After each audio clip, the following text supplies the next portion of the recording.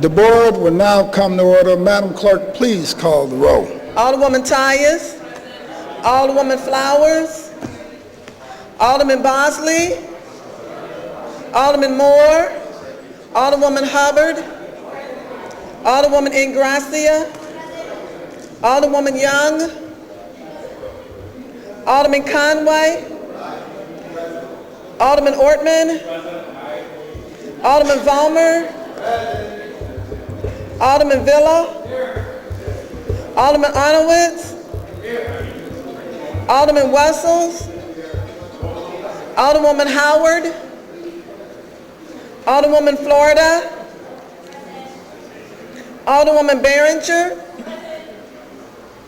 Alderman Rhodey, Alderman Kennedy, Alderwoman Davis, Alderman Schmid, Alderman French, Alderman Boyd, Alderman Vaccaro, Alderman Ogilvie, Alderman Cone, Alderman Williamson, Suspended. You want to know which alderman suspended? Alderman Carter, It doesn't matter to you. Alderwoman Cruzen, President Reed, Here. Alderman Bosley, Alderman Moore, Alderwoman Howard, Alderman Rhodey, Alderman Williamson, Alderman Carter, 23 present. Quorum being present, I'll ask everyone in the chambers and the galleries who's able to rise to please rise for prayer. Giving all honor to God, Almighty God, source of all authority, we humbly ask guidance in our deliberations and wisdom in our conclusions. And dear Lord, please keep the Cardinals winning. Amen. Dispense with line item 3, introduction of honored guests. Any introduction of honored guests? Alderman from the 8th? Okay. Alderman from the 16th? Thank you, Mr. President and members of the board. I would like to have as my special guest today Anthony Lancia with the AGC and David Holmes with the Plumbers and Pipe Fitters. Alderman from the 9th, moved on me. Trying to mess you up here. Moved over. Thank you, Mr. President, members of the board. I'd like to have for my honored guest today, Ronnie Auer, who's actually with us and going to the game today. Go Cardinals. All right.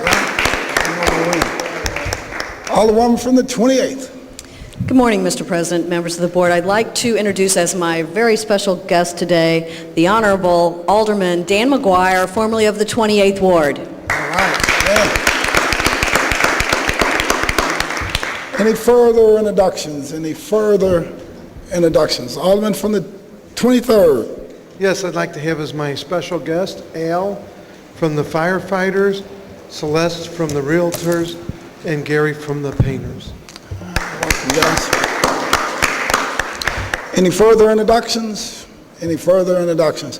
We also have our State Senator, Jamila Nasheed. Please stand up. Let's give her a round of applause. Any further introductions? Alderman from the 10th, like to wrap us up.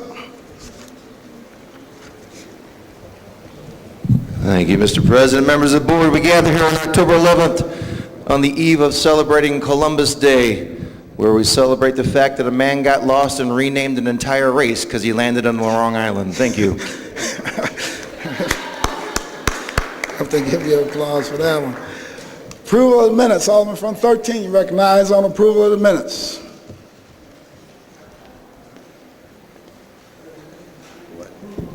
Yeah.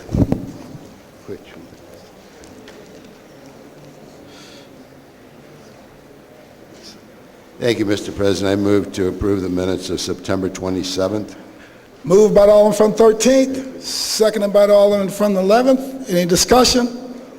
All in favor signify by saying aye. Opposed, motion carries. Report of city officials. Report of city officials can be found in sections A, B, and C of the agenda and have been placed in all aldermen's mailboxes. Hold on a second there.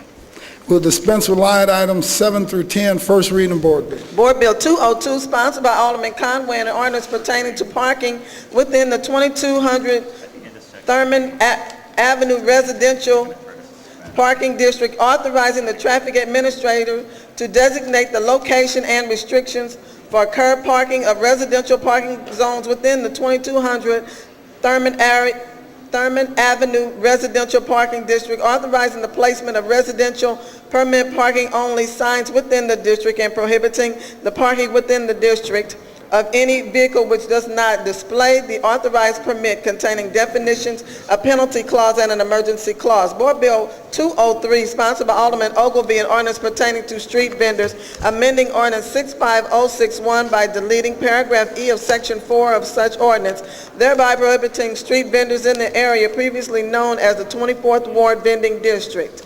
Board Bill 204, sponsored by Alderman French and President Reed, an ordinance requiring the recording of all public meetings of the St. Louis Board of Aldermen, including committee meetings, the Board of Estimate and Apportionment, the Board of Public Service, and the Preservation Board, making such recordings publicly available, containing definitions, distribution of recordings, the creation of a YouTube channel, exceptions, and an effective date. That's the extent of our first readings. Reference to committee. To the Legislation Committee, Board Bill 204. To the Streets Committee, Board Bills 202 and 203. That's the extent of reference to committees. Second reading. Following Board Bill was reported out of the Convention and Tourism Committee, Board Bill 143, Committee Substitute, sponsored by Alderman Conway and Alderwoman Florida, an ordinance designating the iris as the official flower of the city of St. Louis and containing an effective date clause. Following Board Bill was reported out of Transportation and Commerce Committee, Board Bill 191, sponsored by Alderman Conway, an ordinance recommended and approved by the Airport Commission and the Board of Estimate and Apportionment, authorizing and directing the mayor and the comptroller to enter into and execute the supplemental agreement to the Airport Aid Agreement for the air service promotion between the city and Missouri Highways and Transportation Commission, containing a severability clause and an emergency clause. The following bills were reported out of the Housing Committee. Board Bill 199, Committee Substitute, sponsored by Aldermen and Alderwomen. Alderwoman Hubbard, Alderman Wessels, Boyd, Alderwoman Ingracia, Alderman Williamson, Bosley, and Ortman, an ordinance adopting and approving an amendment to the North Side Regeneration Tax Increment Financing Redevelopment Plan containing a severability clause. Board Bill 200, Committee Substitute, sponsored by Aldermen and Alderwomen Hubbard, Wessels, Boyd, Ingracia, Williamson, Bosley, and Ortman, an ordinance authorizing the execution of an amended and restated redevelopment agreement between the city and Northside Regeneration containing a severability clause. Board Bill 121, sponsored by Alderman Kennedy, an ordinance pertaining to the boundaries of the Central West End Historic District and containing a severability clause. Board Bill 1 and containing an emergency clause. Board Bill 171, sponsored by Alderwoman Young, an ordinance approving a redevelopment plan for the 1008 and 1010 Locust Street. Board Bill 190, sponsored by Alderwoman Young, an ordinance amending ordinance 68550 by modifying the terms of real estate tax abatement in the 800 Olive Street redevelopment area. Board Bill 179, sponsored by Alderman Williamson, an ordinance approving a blighting study and a redevelopment plan for the Arlington Grove Phase 2 redevelopment area and containing a severability clause. Board Bill 184, sponsored by Alderman Conway, an ordinance recommended by the Planning Commission to change the zoning of property from D multiple family dwelling district and H area commercial district to the H area commercial district only in City Block 1463 for properties on South Grand and Juniata and containing an emergency clause. Board Bill 187, sponsored by Alderwoman Ingracia, an ordinance approving a blighting study and a redevelopment plan for 1900 and 1928 Pine and containing a severability clause. Board Bill 188, sponsored by Alderwoman Ingracia, an ordinance amending ordinance 67840 by modifying the land use in terms of real estate tax abatement in the 2200 block of Locust Street redevelopment area authorized by ordinance 67840. Board Bill 189, sponsored by Alderwoman Ingracia, an ordinance approving a development plan for 1900 Market Street and containing a severability clause. Following bills were reported out of the Public Safety Committee. Board Bill 126, sponsored by Alderwoman Davis, an ordinance repealing ordinance 69295 and in lieu thereof enacting a new ordinance prohibiting the issuance of any package or drink liquor license for any currently non-licensed package or drink liquor license premises within the boundaries of the 19th Ward Liquor Control District and containing an emergency clause. Board Bill 144, sponsored by Alderman Boyd, an ordinance repealing ordinance 68785 and in lieu thereof enacting a new ordinance prohibiting the issuance of any package or drink liquor license for any currently non-licensed premises within the boundaries of the 22nd Ward Liquor Control District and containing an emergency clause. Board Bill 182, sponsored by Alderman Vollmer, an ordinance repealing ordinance 69002 and in lieu thereof enacting a new ordinance prohibiting the issuance of any package or drink liquor licenses for any currently non-licensed premises within the boundaries of the 10th Ward Liquor Control District and containing an emergency clause. Board Bill 193, sponsored by Alderwoman Young and Alderman Ortman, an ordinance adopting the International Fire Code 2009 edition with changes as the fire code of the city and containing a penalty clause, a savings clause, a severability clause, and an emergency clause. The following board bill was reported out of the Health and Human Service Committee. Board Bill 149, sponsored by Alderman Schmidt and Alderwoman Davis, an ordinance authorizing and directing the mayor to submit all necessary applications and to enter into agreements with the National Association of County and City Health Officials and any other agency for the City Department of Health, Medical Reserve Corps, and authorizing the mayor upon approval of the Board of Estimate and Apportionment to expend any funds received by said grants containing an emergency clause. Board Bill 192, sponsored by Alderman Schmidt and Alderwoman Davis, an ordinance authorizing and directing the Director of the Department of Human Services via the St. Louis Area Agency on Aging to accept a grant award from the Missouri Alliance of Area Agencies on Aging in the amount of $64,936 and to expend those funds for the Navigator Project Services and containing an emergency clause. That's the extent of our second readings. Alderwoman from the 5th, you recognize. Mr. President, members of the board, I move to suspend the rules to bring Board Bills 199 committee substitute and 200 committee substitute to the perfection calendar. It's moved by the Alderman from the 5th, seconded by the Alderman from the 9th. Any discussion? Alderman from the 24th? Thank you. Can I just request a roll call vote on that motion? Yes. Thank you. It's been moved and seconded that we suspend our rules for the purposes of bringing Board Bills number 199 committee substitute and Board Bill number 200 committee substitute to the regular perfection calendar. Madam Clerk, please call the roll. Alderwoman Tyers, Alderwoman Flowers, Alderman Bosley, Alderman Moore, Alderwoman Hubbard, Alderwoman Ingracia, Alderwoman Young, Alderman Conway,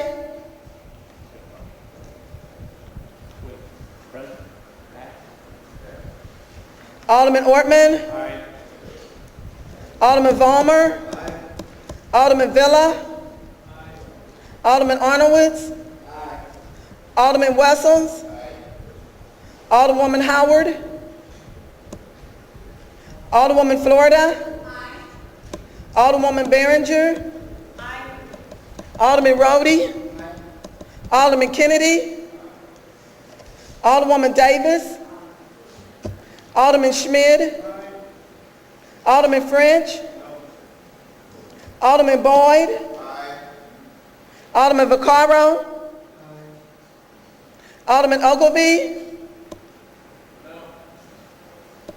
Alderman Cone, Alderman Williamson, Alderman Carter,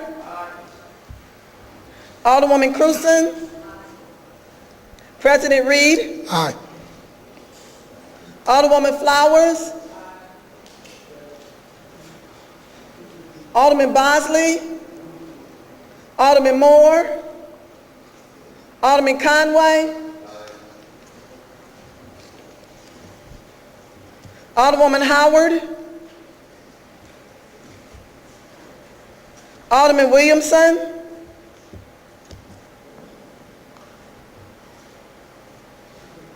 "22 aye votes, 3 no votes. By your vote, you sustain the motion of the Alderwoman from the 5th. Madam Clerk, please place Board Bills number 199, Committee Substitute, and 200, Committee Substitute, at the tail end of the regular perfection calendar. So noted. We'll dispense with line item 14, perfection consent. Board Bill 181, Committee Substitute, sponsored by Alderwoman Young, an ordinance pertaining to street performers, repealing ordinance 69167, repealing Section 24 and Section 25 of Ordinance 68604, and containing an emergency clause. Alderman from the 13th, you recognize on the perfection consent calendar. Thank you, Mr. President. Members of the board, I have moved for perfection of the aforementioned bill on the consent calendar. Moved by the Alderman from the 13th, seconded by the Alderman from the 20th. Any discussion? All in favor signify by saying aye. Aye. Opposed, motion carries. That's the extent of perfection consent calendar. Board bills for perfection. Board Bill 147, sponsored by Alderman Kennedy, President Reed, and Alderman French, an ordinance recommended and approved by the Board of Estimate and Apportionment, authorizing an amendment to the City Annual Operating Budget Ordinance 69432 pertaining to municipal general revenue appropriations for services to be consolidated as a result of local control of the police department and containing an emergency clause. Alderman from the 18th, you recognize on perfection of Board Bill number 147. Yes, Mr. President, members of the board, I move for perfection of Board Bill 147. Moved by the Alderman from the 18th, seconded by the Alderman from the 15th. Alderman, please proceed. Yes, Mr. President, members of the board, Board Bill 147 does basically what the clerk has just read. It makes most of the technical changes that are necessary in the city budget to transfer monies into the proper accounts for the acceptance of the St. Louis Police Department as a division under public safety in the city of St. Louis. The board bill also formally establishes this division in an ordinance in accordance with city ordinances and the charter, so that so we have it as an ordinance and not simply as a mayoral executive order. We know the charter does set out some of the provisions on how that should happen, and this particular board bill makes the necessary shifts in the budget so that this can happen. And with that, I renew my motion. All right. Any further discussion? Further discussion has been moved and seconded that we perfect Board Bill number 147. All in favor signify by saying aye. Aye. Opposed? Motion carries.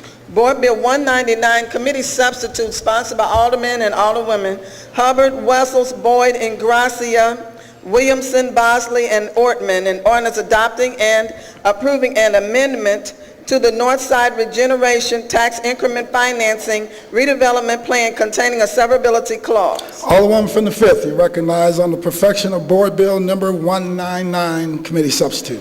Mr. President and members of the board, I move for perfection of Board Bill 199. Second. It's moved by the Alderman from the 5th, seconded by the Alderman from the 9th. Alderwoman, please proceed. Basically, Board Bill 199, it adopts TIF within areas C and D of the neighborhood Northside Regeneration Development Plan. It adds references to the Northside Regeneration Workforce Coalition, which states that 25% of jobs within that area will go to residents who reside within that area. It requires the developer to provide updated lists of the buildings to be demolished and rehabbed, and it provides a commitment to refinance the projects from a private lender. In addition to this, there were some amendments added on to this which allocates funding for home repair for residents within the area, and it also set monies aside to add to planning and redevelopment for other areas not included in the original plan. All right, thank you. Any further discussion? Any further discussion? Alderman from the 24th. Thank you, Mr. President. You know, this moment has been a long time coming, and I think it's necessary that we take a second at least to reflect on it. Obviously, this bill is going to pass. At this point, you could say what's done is done. I think we're all going to hope for a successful project that hits high marks for job creation, for development, hopefully for quality urban design that helps us build part of the city for the next century.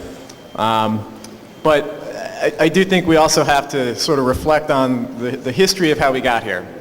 So this area is without a doubt an area that has partially intentionally, partially unintentionally, I think, suffered from decades of disinvestment. And without a doubt, this is an area that is ripe for public incentives to correct those issues. But we also got to this point of land banking and private land banking in a way that I hope we all recognize cannot be a model for how we do development in other parts of the city. And I hope we don't look at this, I hope other places don't look at this as a model for how we do for how they do development in other cities. The problem, even if this becomes a very successful project, and I think it has the potential to do that, the issue is that there's been I think some serious damage to how the public views who elected officials are working for. There was an extreme amount of opacity on what was happening in the early stages of this project. And I think some of that has been corrected. But I think for all of our sake, we have to hope that other developers don't try this in the future. I would hate to be in the position of having a private land banking operation going on basically in my midst in the ward and me not knowing about it. That's a situation that, it's not good for the public, it's not good for how the public looks at us, it's not good to put an alderman in a position where there's this big thing happening and they are intentionally completely in the dark about it. So, moving forward, I think we can all hope for a lot of success, a lot of investment, a lot of job creation. I think we should acknowledge that there's been some, relatively minor but still substantive amendments made to the bills in committee that I think are positive and can have a positive but limited effect. But I just hope and I pray that if this was an appropriate way to redevelop this area, that we don't decide this is an appropriate way to redevelop any area throughout the city. That this private land banking model is something we can replicate in other areas. I actually think there's some danger of that happening. I mean, if you look at what the firm Urban Assets tried to do at the same time, Urban Assets bought dozens, maybe 100 properties, tried to assemble property, and then never did any maintenance on it. And there's some indication that they may have also been trying to tap into the distressed areas land assemblage tax credit. And I think that had a negative impact on that area. So we don't want to encourage necessarily this type of private land banking. I hope we don't. I hope this works. If it works, I think the whole city will benefit. But I just hope we don't make this the model for the rest of the city, because I think if we do this over and over again, we will forever lose the confidence of voters and residents in the city of St. Louis. Thank you. All right, thank you. Any further discussion? Alderman from the 21st.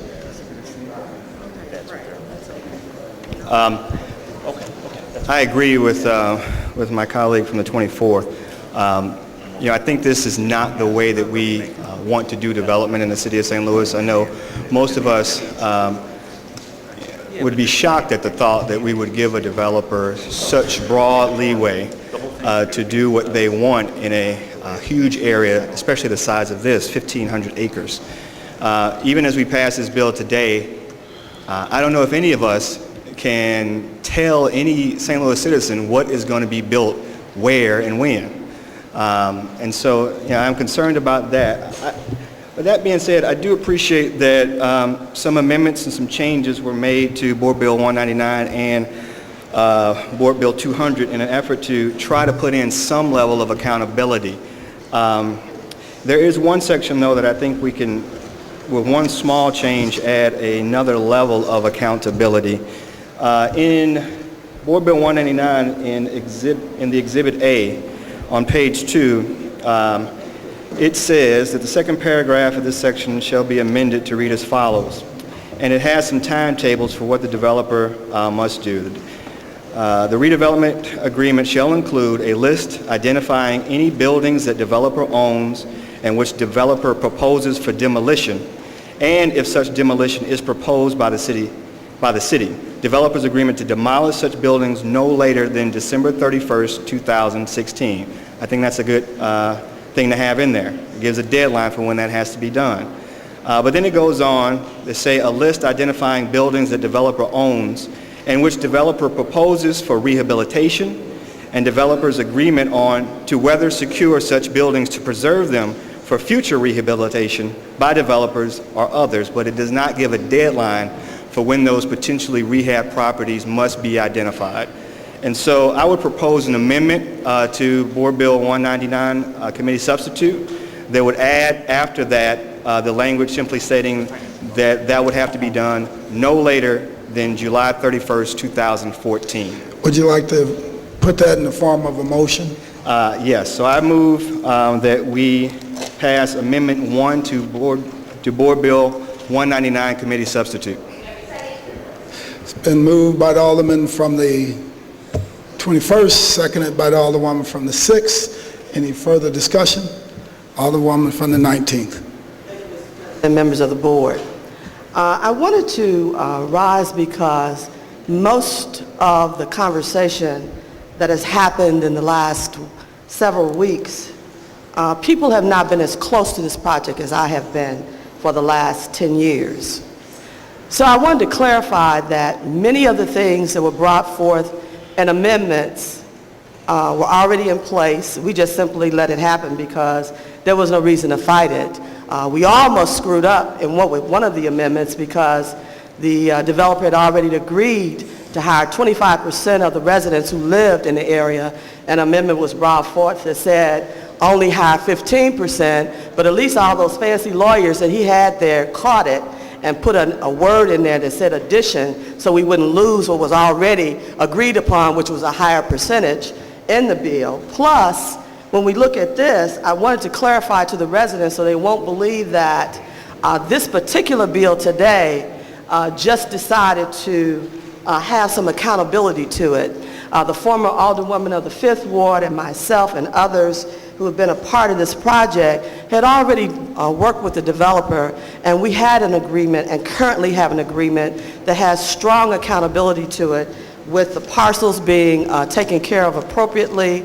There is a full-time person that is hired that reports to us and the residents within that project area, and we also have annual requirements for demolition that is proposed by the aldermen in that area. So this accountability has been here, and I think I saw Otis in the room. For me, these years are rolling by so fast. I want to say 4 years, it might have only been 3 years, but we don't want residents to believe that no one is taking care of their needs.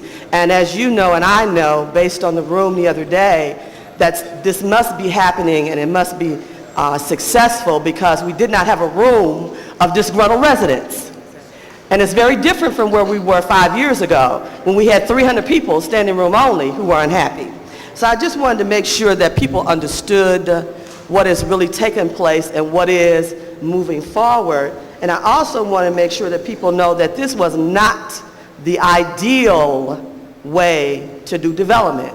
I have probably said that 100 times or more, but at the end of the day, when you have what you have, and it has been scrubbed and gone through every level of court, and now it is the law. Now we move forward and we try to get something done. And we get that done by making sure that those who are intimately involved with it every day are at the forefront and helping to make those decisions. So I applaud all of those who have concern today, but I also say that there was always concern there and that this particular process does take place daily. Thank you. Alderman from the first. Mr. President, the sponsor was there before me. Go ahead. Okay. If the Alderman from the 19th would yield, please. Alderman from the 19th, will you yield for questioning to the Alderman from the first? The Alderman from the 19th has refused to yield. So Okay, Alderman from because the my first. question was, I just had a really simple question, which was, is there a date in which rehabilitation, I'm sorry, here, the date, okay, let's see here.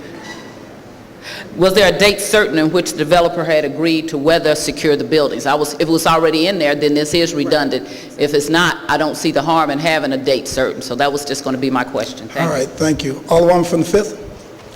Yes, Mr. President, just in response to this amendment, there's already a mechanism in place to make sure that these buildings are demolished in a timely manner and to make sure that they're winterized and to make sure that they don't cause any imminent threat to residents within the area. And to what she said, there is a date, December 31st, 2016, which I believe is reasonable to make sure that, you know, we take care of things in a timely manner. So I'm definitely not in favor of this amendment.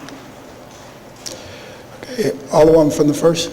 The Alderman from the 5th would yield, since the 19th would not, please. I'm trying to Alderman from the fifth, will you yield for questioning to the Alderman from the first? do you have Alderman from the first, please proceed. I'm sorry, Mr. President. That's all right. Thank you for answering that question, okay? And I guess my question becomes about how many buildings have been targeted for rehabilitation? Because I'm not one that was here, and I told you yesterday, I watched it from afar as an interested person who owns property that originally was in the area and was taken out. So how many properties approximately are for rehabilitation? I don't have that exact number, but I'm pretty sure that someone can get that information for you. And can you tell me what was the reason for the date of 2016 versus 2014? And let me tell you why I'm asking that.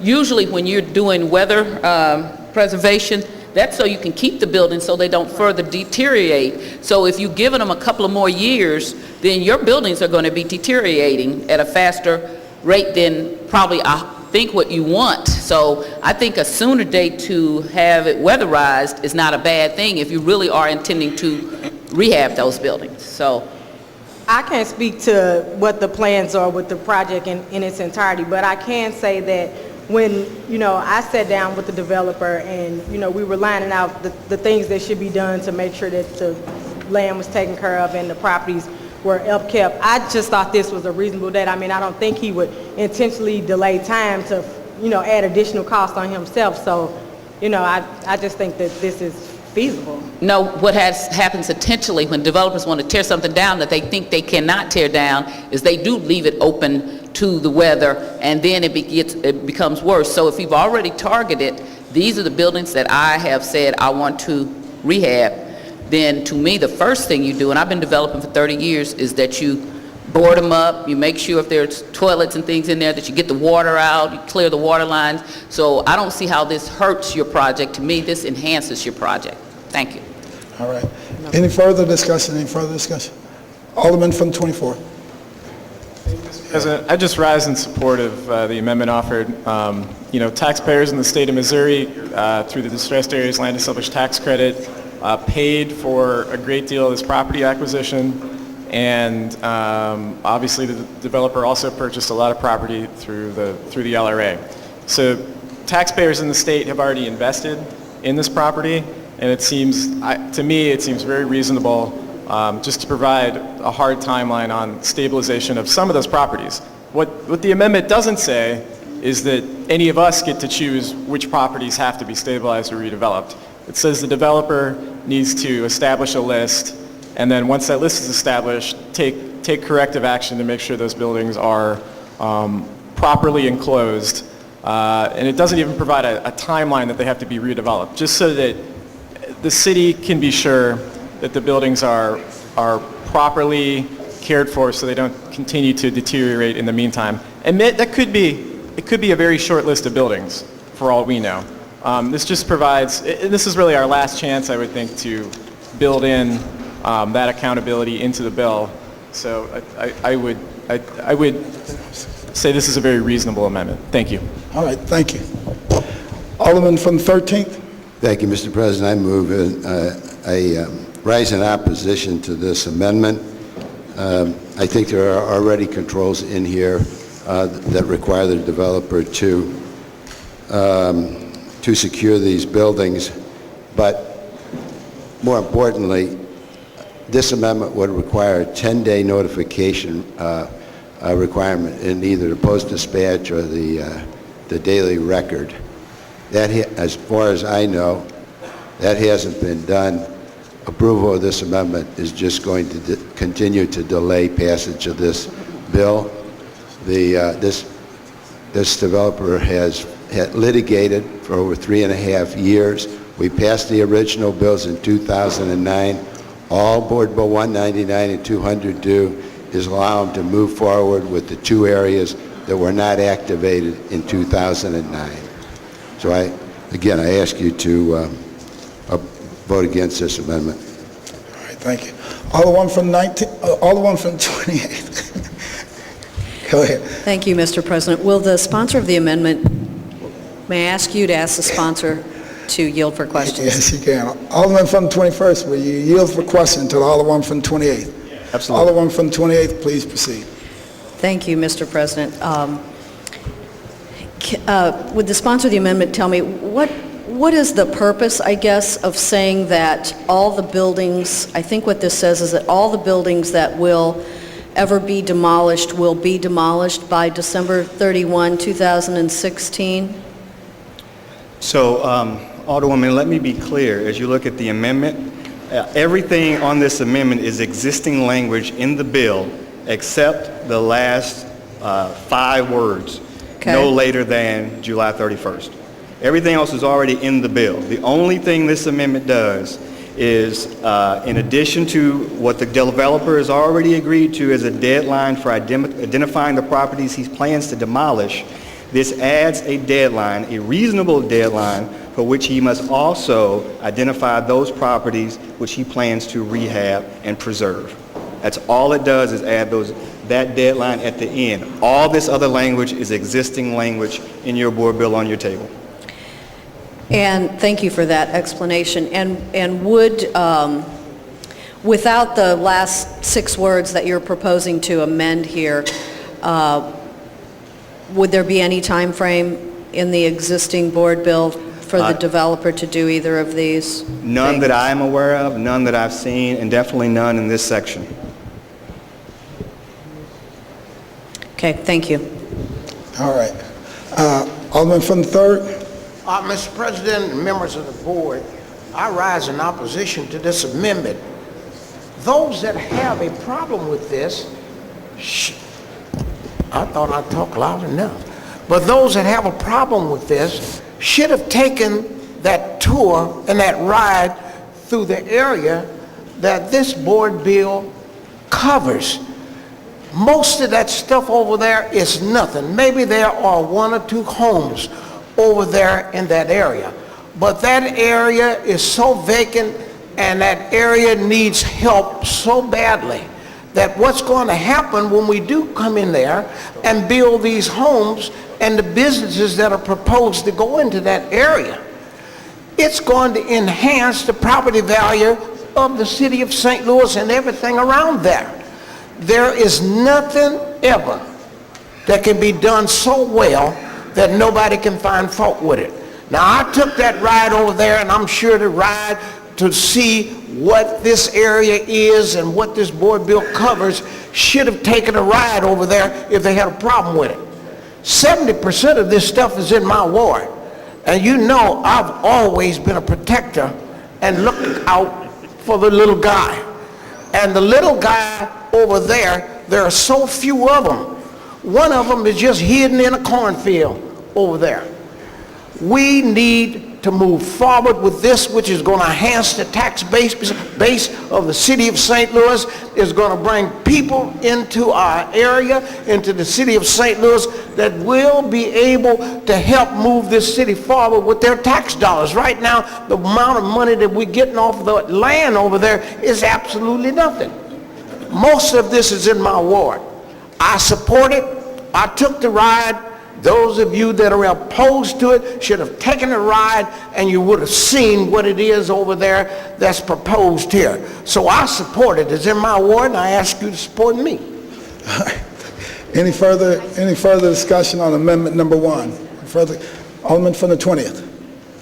Mr. President, would the sponsor please yield for a question? Because I've just been reading through this. I'm trying to figure out something. Alderman from the 21st, will you yield for questioning to the Alderman from the Absolutely. 20th? Alderman from the 20th, please proceed. Alderman, I heard the Alderwoman's interpretation from the first ward of what this amendment means, but I don't know exactly what your intent is. So as I read that portion, subportion B on the list of buildings that the developer owns and so forth with the preserving for future rehabilitation, when I read that, what the Alderman from the first suggested was that the list needed to be done no later than July 31st, 2014. But when I read this, it appears that the list has to be done and the developer's agreement to whether secure such buildings, they have to be preserved for future rehabilitation by the developer or others no later than July 31st, 2014. So my question is this: do you intend that the list be done by July 31st, 2014, or that the preservation by weather securing these buildings be done by no later than July 31st, 2014? So my intention is that the portion which the developer is agreeing to do, which is to present a list of those properties that he plans to rehab and to weather secure those buildings, that there is a deadline to do that with. Because the way I read it currently is that there is no deadline. He might be agreeing to do it, but without a specific deadline, just like he did earlier in that paragraph for when to identify the buildings he plans to demolish. Without such a deadline explicitly written in the agreement, I believe that he would have the entire term of the agreement to do that. Okay. I'm trying to figure this out because I think a list obviously is easier to do than to get all of these things weather secured by July 31st. So let me ask you this, Alderman.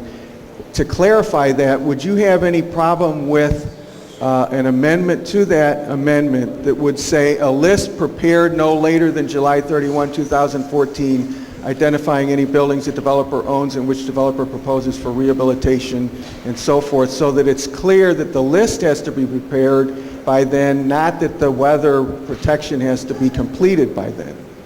So I would be open to such a change if it also included a deadline for when the actual securing of those buildings had to happen by. Okay. Now that could be a different date. I'm open to that. But it has to be a deadline for when that has to be done. And what would you think that date ought to be? Would it be the same as the demolition for December 31, 2016? Personally, I think July 31st, 2014 is a reasonable date for both of them. But if there is there's another suggested date, I would even yield to the bill sponsor if she has another suggested date for when that could happen by. Personally, I think July 31st, 2014 is a reasonable time. Yeah, I just thought, and I understand your position, I was trying to get clarification because I have a problem with suggesting that he's going to be able to do that within like 8 months, 9 months, whatever it is. So I just sort of have an issue with getting it done that quickly. But I don't have a problem with the list and then trying to figure out what that date would be. It would be reasonable so the buildings don't fall down and yet it's a practical possibility. So. Now, Alderman, I would suggest this. Some more. Thank you. Alderman, I would suggest this, is that as the sponsor mentioned, what this bill is doing is activating the additional areas of the project. We actually authorized this project over 4 years ago. In fact, the actual signing of this bill happened in front of one of the most historic and beautiful buildings in that project area, the Clemens House. I remember. At that actual bill signing, the developer promised that that building would be secured and rehabbed. $50 million in tax credits later, and over 4 years later, that building has not been done. And so I think we do need to have... I didn't have a question about that. I simply had a question about this other portion. So I agree with you. If I can finish, Alderman, what I'm saying is... I had the floor, I think, Mr. Hey, President. Alderman from the 21st, the Alderman from the 20th has the floors. Thank you. So, Mr. President, members of the board, I simply have an issue with the current floor amendment number 1, and so I will not support having them actually completed by July 31st, 2004. I think it would be a good idea to have a list, perhaps. I would look to the sponsor in terms of a date that would be helpful in terms of preserving these buildings. I agree with the Alderman from the 21st that there's some question about whether some of these are going to be secured like the Clemens House and others. So I have some great concern about that and would be interested in voting for such an amendment that works in line with what the sponsor of this bill is trying to do. I just can't support this as it's currently written. Thank you. All right, thank you. Alderman from the 6th.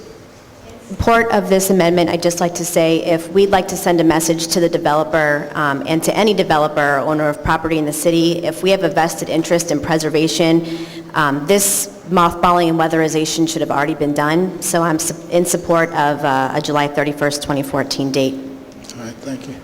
Any further discussion? Any further discussion for first Alderman from the 28th?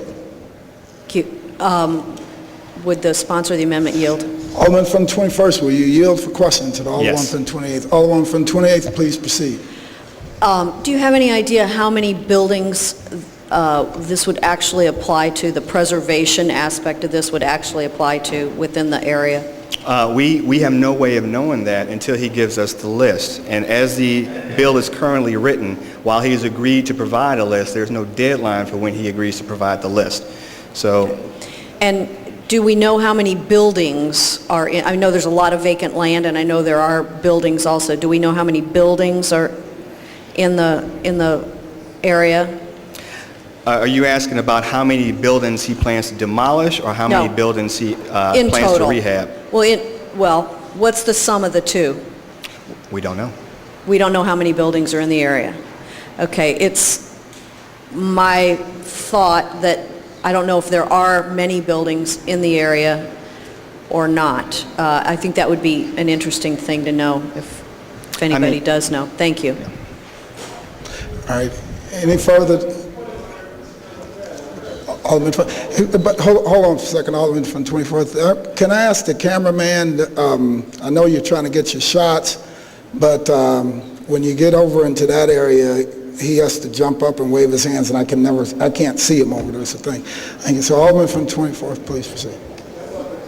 Wave his hands. Make a point of order about the number of non-aldermen being on the floor, but very briefly, I think the alderman from the 13th maybe raises a good point.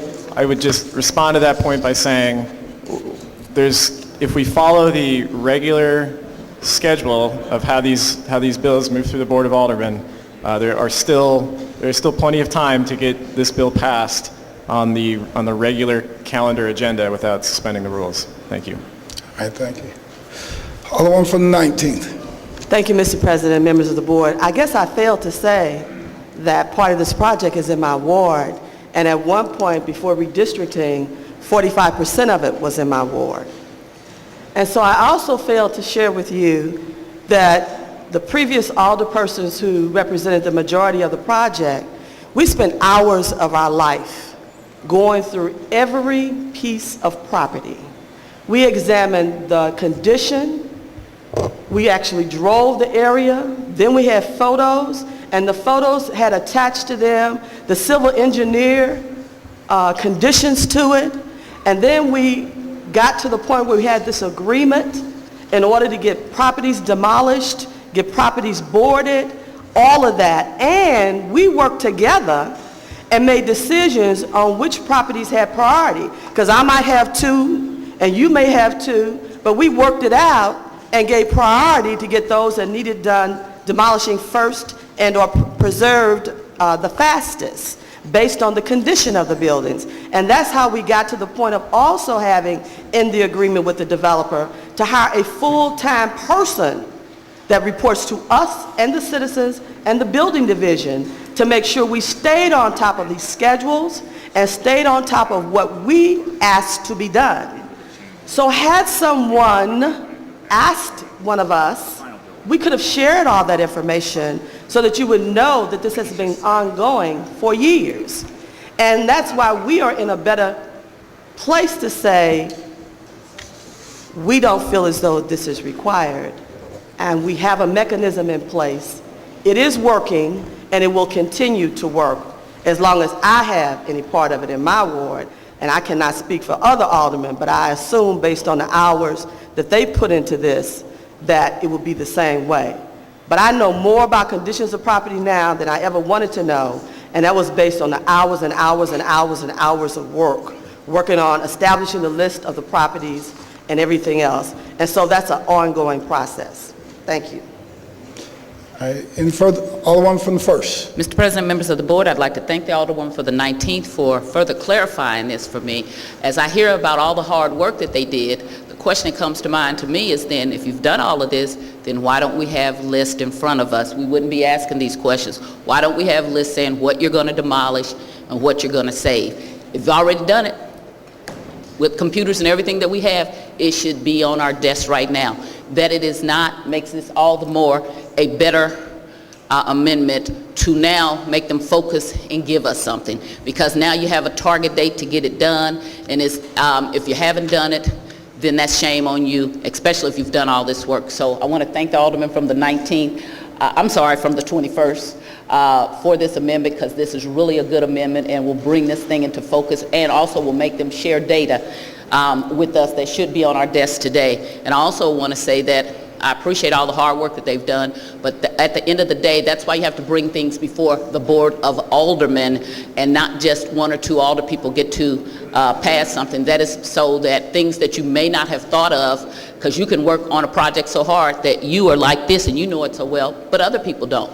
And if you're asking for votes, you have to be able to satisfy their curiosity about things. And to me, a simple list saying this is our projects, this is what we're going to save, this is what we're going to demolish, since you've done all that work, would be very easy. All right, thank you. Any further discussion? Any further discussion? Any further discussion on amendment number 1? Alderman from the 21st, you recognize the close on amendment number 1. Alderman from the 21st, you recognize the close on amendment number 1. Thank you, Mr. President. Thank you. So again, I appreciate what the Alderman from the 19th has stated about the hard work that's been done up until this point. I agree with the Alderman from the 1st that if this work has already been done, that is, if properties have already been identified which are in the plan to be rehabbed, then saying that such a list should be made public within the next 8 months is not unreasonable. And so I'd also say this, is that if such a timetable was included in the first version of the redevelopment agreement which we passed 4 years ago, then the Clemens House would have been at least secured. It at least would have been boarded up. It at least would have a tarp on the roof so that the building does not fall into further disrepair. There are dozens and dozens of buildings of historic value that are sitting there decaying and have been decaying over the course of this project. As long as Mr. McKee has owned these properties, they have just been further decaying because there has been no deadlines for when he must secure them. This amendment, it does not say he must rehab the buildings by a certain date, but it says at the very least, let the people of the city, let the people of that area know which buildings are to be demolished and which ones are to be preserved, and those that are going to be preserved, go ahead and board them up and secure them so they don't fall into further disrepair. This is our city's heritage we're talking about. These buildings that are going to be rehabbed, the ones that Mr. McKee says he plans to use this incentive to rehab, then let's just identify those buildings. And quite frankly, this information, almost any other development deal would have been provided to the people of that area before we approved the thing. At the very least, you identify which ones I'm going to tear down and which ones I'm going to rehab. And it's actually in the best interest of the developer to preserve those buildings that he plans to rehab sooner rather than later. And so I think this is a reasonable amendment. As I said, almost all the language on this amendment in front of you is currently in the bill. The only thing this does is add a deadline. And that's the very least we can do. Add a deadline to preserve these buildings and to identify what is going to happen to these historic structures remaining in this area. So with that, I renew my motion. It's been moved by the Alderman from the 21st, and seconded by the Alderman from the 6th. That we, roll call. There's been a request for roll call that we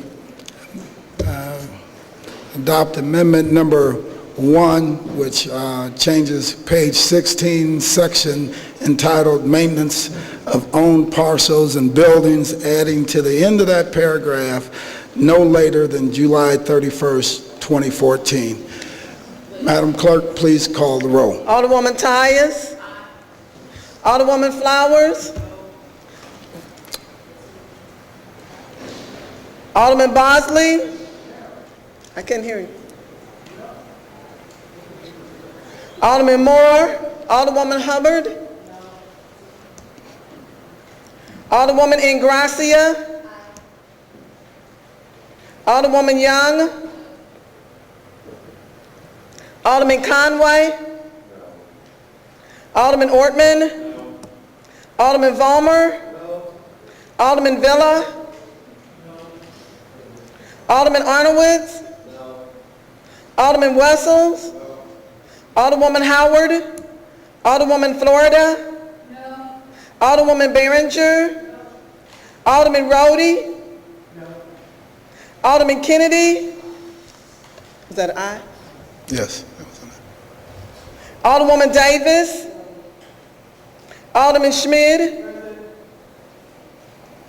Alderman French. Alderman Boyd. Alderman Vaccaro. Alderman Ogilvie. Alderman Cone. Alderman Williamson.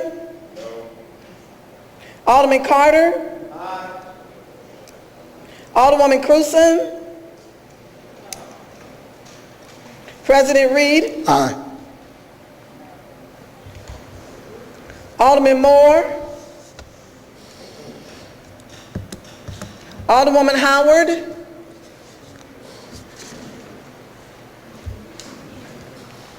Eight aye votes, 18 no votes, 1 present. By your vote, you fail to sustain the motion of the Alderman from the 21st, and Amendment 1 fails. Now what's before us is Board Bill number 199, Committee Substitute. Alderman from the 20th. Hello. I did not vote, as I indicated, for the amendment because we didn't have a provision that seemed reasonable to me in terms of when they needed to ultimately be weather secured.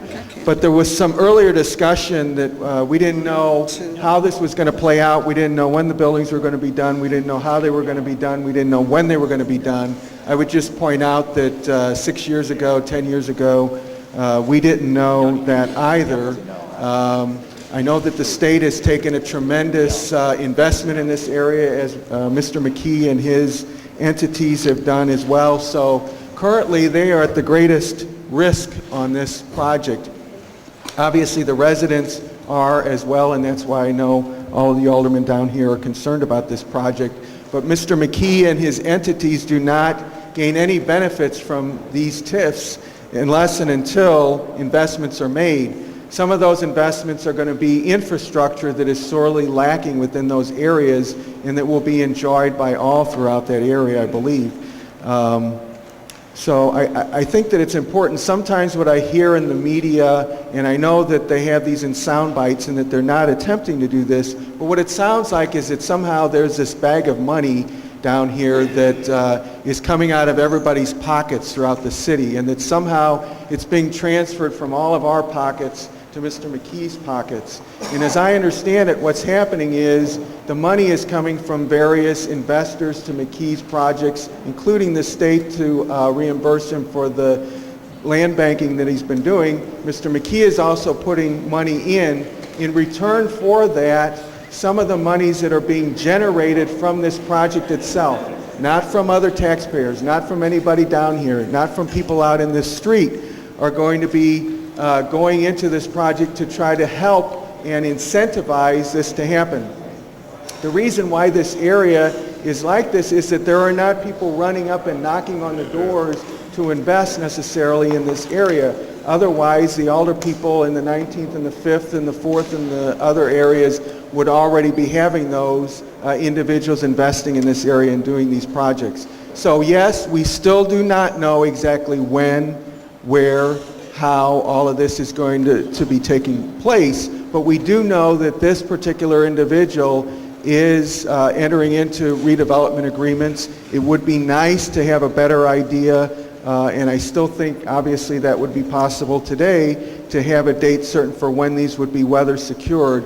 But he is committing to items within a contract for development of these properties, which no one else has seemingly been willing to do. I just wanted to clarify some of that because it's very difficult when we hear that somehow we're giving money away when in fact we have to leverage for economic reasons for these areas to come back onto the tax rolls for the city of St. Louis. Thank you. All right, thank you. Any further discussion? Alderman from the 8th. President, members of the board.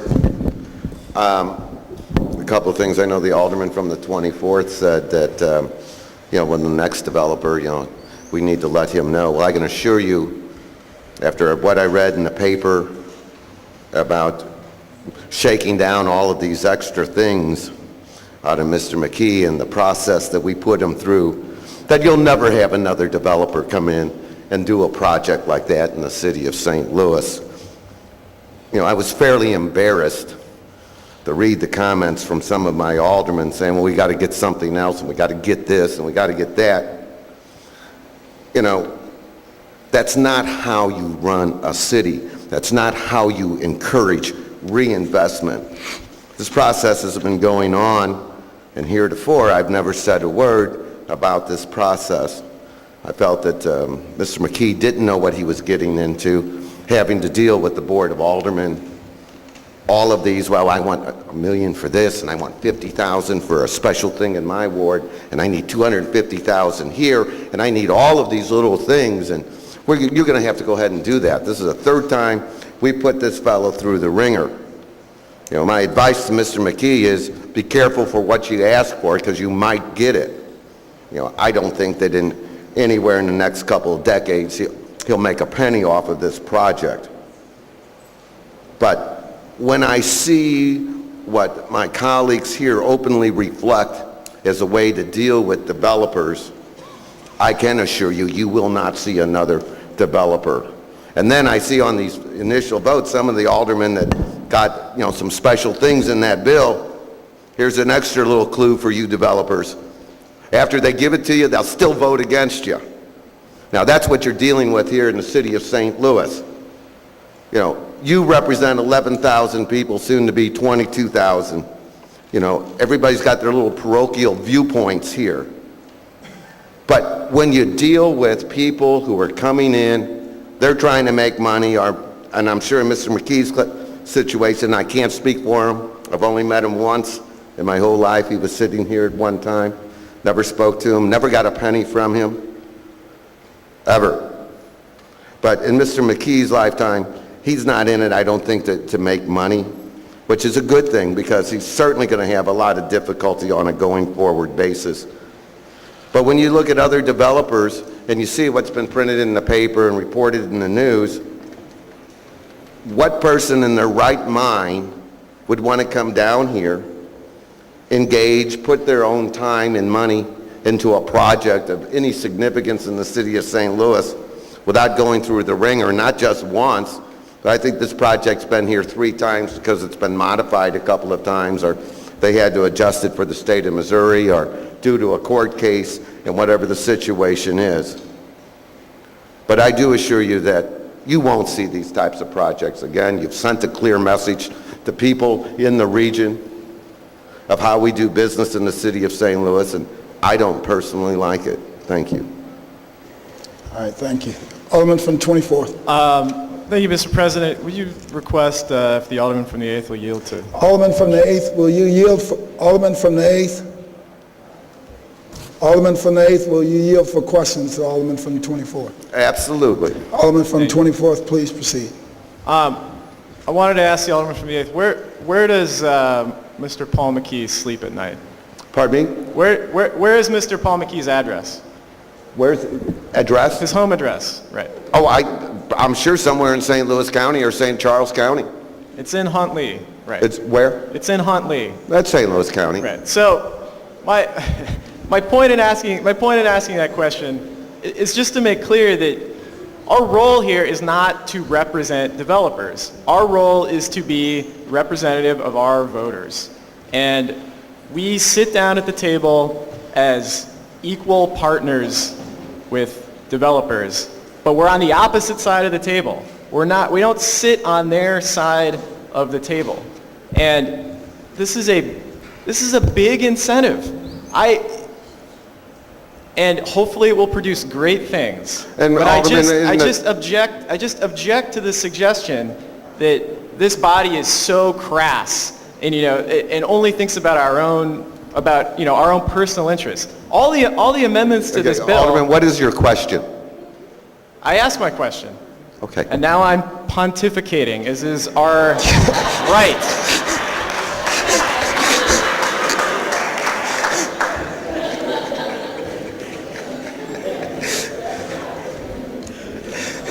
That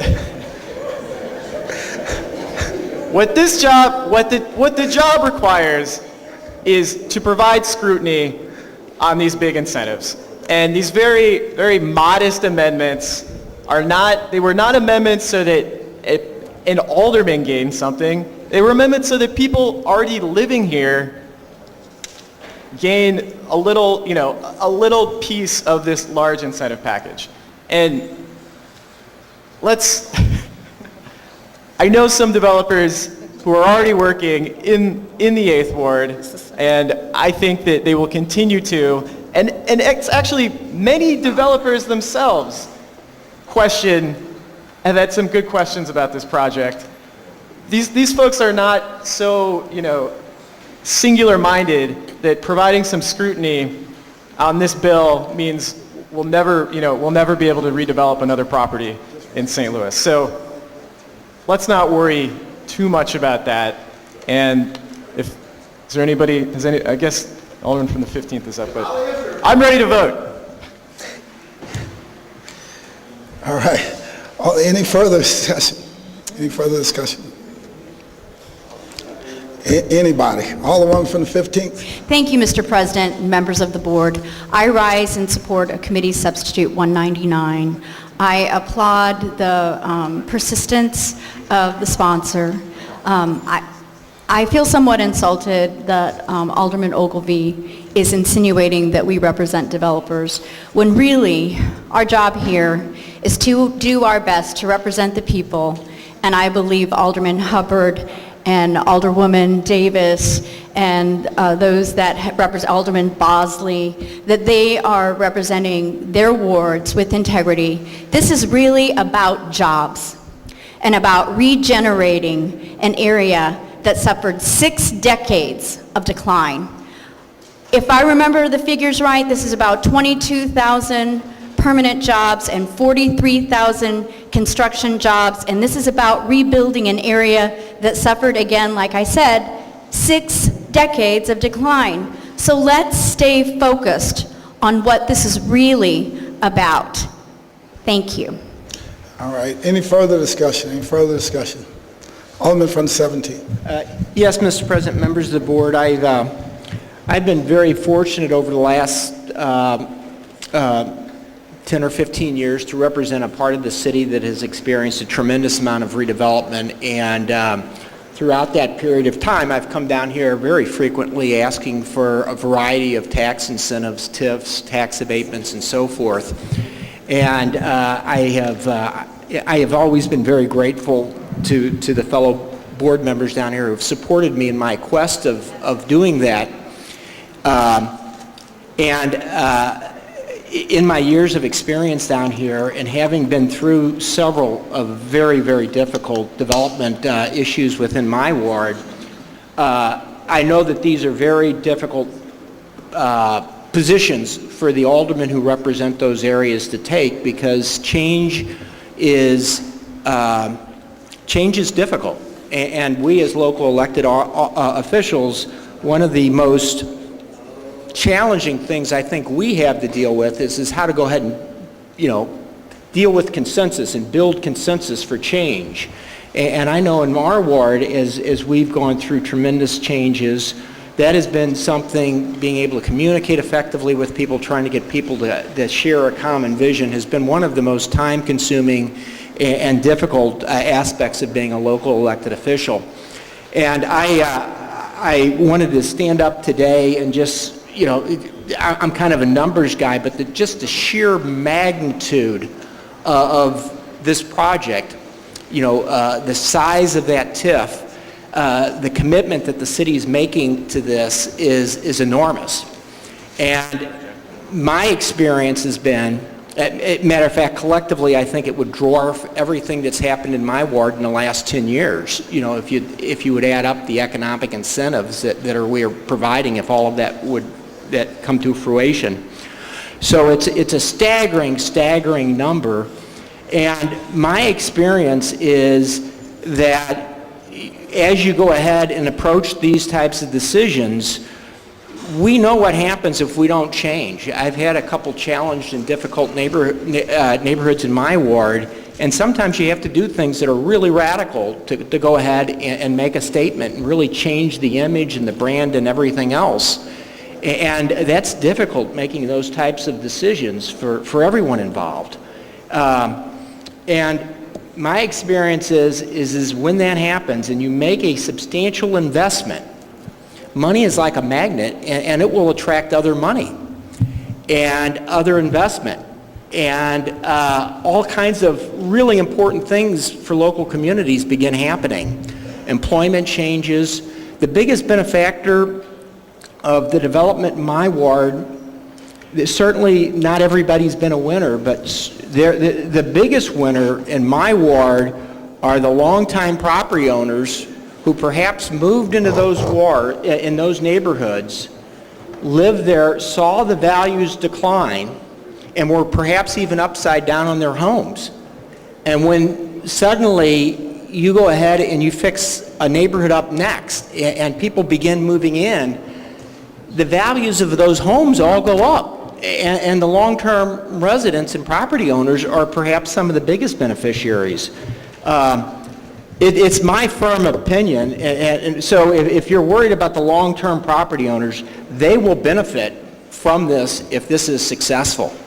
Their property values will go up, and they'll have more people that are interested in them. Successful businesses will move in, and people from those successful businesses will get involved in their neighborhood. And some of the biggest supporters of the neighborhood development are volunteers from the companies that are actually located in my ward. So there's a innate generosity, I think, in most of us, so that if you're going to work and you have a job every day and you go by and there's homes that are of people who perhaps could use help, suddenly they begin engaging, knowing people on a one-on-one basis. Remarkable things begin happening when you see reinvestment. With regard to the historic buildings, it's always a very, very difficult thing. And the central thing that we can do down here is building property values, by encouraging reinvestment.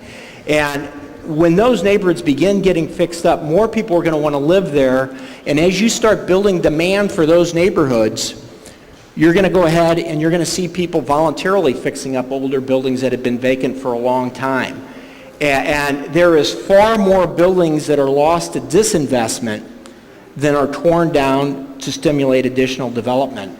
I just wanted to go ahead and stand up and I guess share my experience And I'm supporting this in part because of all the years of support that I've received from the aldermen involved who have supported me in my efforts in my ward to bring it back. And I can only wish you the same success and encourage you to go forward with this. It is perhaps one of the greatest experiences I get out of this job is to go to groundbreakings and see buildings get built. And I can do nothing more than wish that for you. Thank you. All right, thank you. Alderman from the 21st.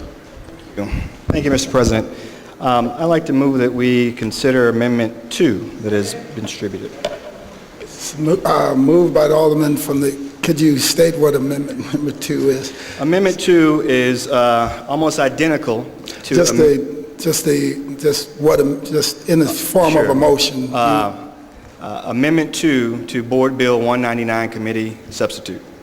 Adding the line no later than December 31st, 2014. Correct.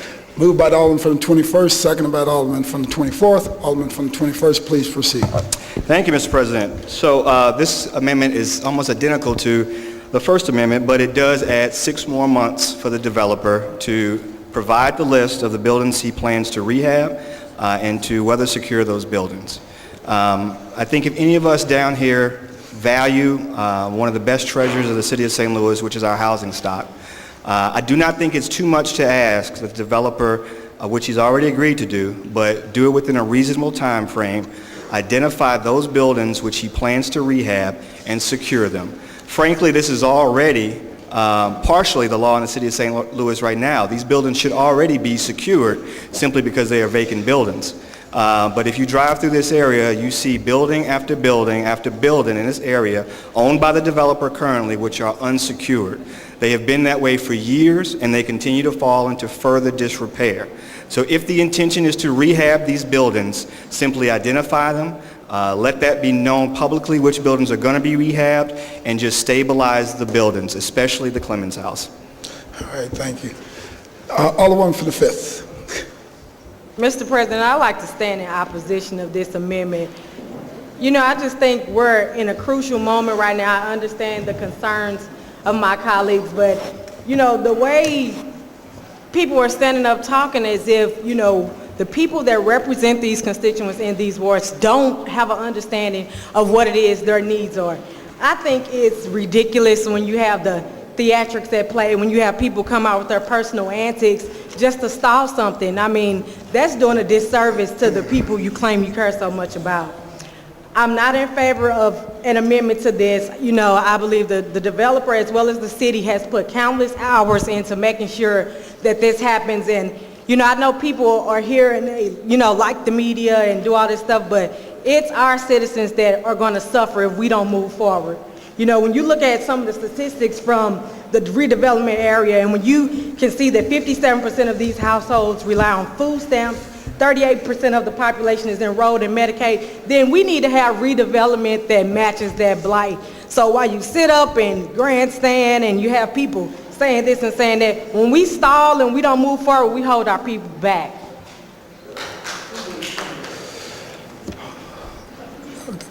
Alderman from the 19th.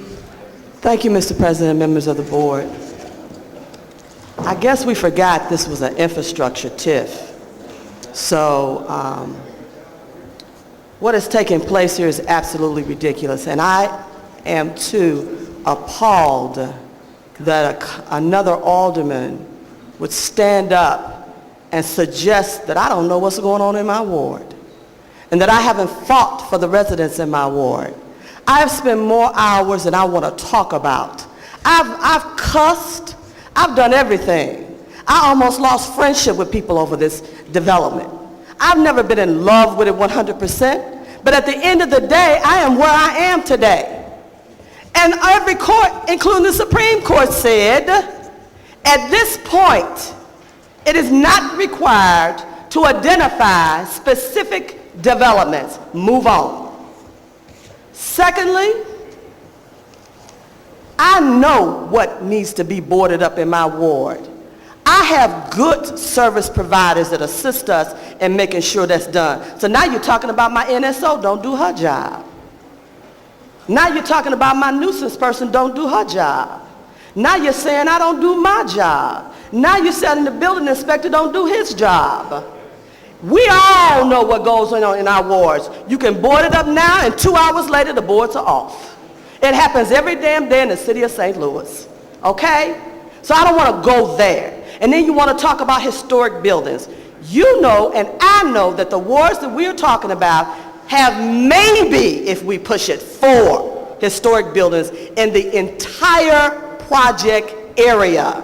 And these wards just very recently became preservation wards. They were not even preservation wards up until we just passed the citywide preservation bill. So get it right. Stop it. I've had enough today. And if you want to get up off of, if you really want me to start talking about some things, so when you were working for him, everything was wonderful. But now you're not, so everything is wrong. Thank you, Mr. President. Alderman from the 13th. Thank you, Mr. President. It's pretty hard to follow up on the Alderwoman from the 19th's remarks, but I just point out a couple things. Number one, first of all, I oppose this amendment. I hope you ask you to vote against it. It is 6 months. It changed the date. Sponsor changed the date by 6 months. Now, if he fails in this attempt, he'll probably just change the date again and go to July 31st of 2015. So let's end this nonsense. Let's get this development going, and I urge you to vote against this amendment. Alderman from the 3rd. Mr. President and members of the board, 60% of that board bill and what it covers is in the 3rd ward. I don't understand why you are opposed to it. It's in my ward. I went and rode through the ward with Mr. McGee and looked at everything that he was proposing here. If you would go into the area and look like I did, because it was in my ward, and I think I know better what's going on in the 3rd ward almost than anybody else's. But remember, there's nothing that could be done so well or proposed that everybody is going to agree with it. And that will never happen. If it did, you better call in the FBI because somebody was spreading out some money in order to get people to agree. But on this principle, 60% is located in the 3rd ward. I wouldn't looked at it. I was opposed to it too until I went and saw it. And believe me, seeing is believing. There are very, very few people that live in this area. Most of it are cornfields, and most of it is vacant lots, and most of it is something that nobody in this room would ever want to go and live in it. But along comes Mr. Paul McKee, don't live in the city, and he has a right to live wherever he wants, and people have to understand this is America. You can make an investment anywhere you want to, and I need an investment in my ward because there's some very ugly blocks over there, and here is an opportunity to make some changes. I just ask you to support me because I know what I need in my ward. I go through my ward often. I don't know how many of you go through my ward, and if you do, a few of you might own something in my ward, but you will know that the largest number of building permits in the entire city of St. Louis are issued in the 3rd ward, which means somebody's been busy. And I don't think anybody cares as much about that as I do. It certainly ain't about the pay if you down here at this Board of Aldermen. It's about caring what happens in your neighborhood. I see an opportunity to make some changes. I went and rode with Mr. McKee. At first, I was opposed to it. I was not diametrically opposed to it, but I wasn't on board with it because I didn't see it. But trust me, seeing is believing. You need to ride over there and look at that. I saw one lady who came at the meeting complaining, and she was mad and a wet hen, by golly, and she lived right in the middle of the cornfield. All of the blocks around her were vacant. This is where they tore down areas like Pruitt-Igoe Nobody, those were not any communities. These were not neighborhoods. These are people who chose not to leave or they weren't able to leave. And there are a lot of those like that. So let me just say, for my portion of the 3rd Ward, and I'm supporting what's going on, I would hope that you would support me, because I'm going to support you for what it is that you think is best for your ward. And that's what the alderman is supposed to do. Look out for what's best for the people and for the ward that they represented, because when I raised my hand and got sworn in, that's one of the things I said, and I'm going to do that by God. Alderman from the 20th. Mr. President, members of the board, do I need to yell louder? No, she's got you mic'd up now. Mr. President, members of the board, is that good? Yeah. Can you hear me now? All right. So on this amendment, and I think I understand what you're doing here, I keep reading it, however, and here's how I see the latest way that if I were the developer, how I might approach this. Well, let me not say that. Let me say how the developer might approach it. I probably would not approach it that way. But this would require, as it currently does, a list of any buildings he proposes for demolition, and then a list of any buildings that he wants to rehab and to weather secure those no later than December 31st, as well as identifying them by December 31st of 2014. So the developer would likely, the unintended consequences of this is that the developer is likely to list as many buildings as possible in the demolition list. And he can do that, he has to do that according to the agreement. And then he will not have to weather secure any of those buildings. He will not necessarily have to rehab any of those buildings. If the Cultural Resources denies him the demolition permit, I'm not sure, since it's not on the list, whether he would be required to weather secure those or not. It sounds like the Alder people are trying to handle some of that. Hopefully that will be included in the agreement. I just wanted to point out what might be an unintended consequence of this. I think I understand what the intent is that more of these buildings would be preserved, which I think is a good idea. I'm not sure whether this will actually accomplish that at the end of the day. Okay.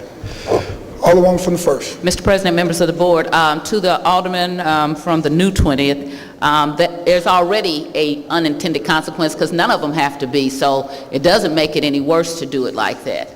I wanted to ask the alderman from the 3rd if he would yield. I have a question for him. Alderman from the 3rd. Alderman from the 3rd, will you yield for question to the alderman from the 1st? All right, Alderman from the 1st, please proceed.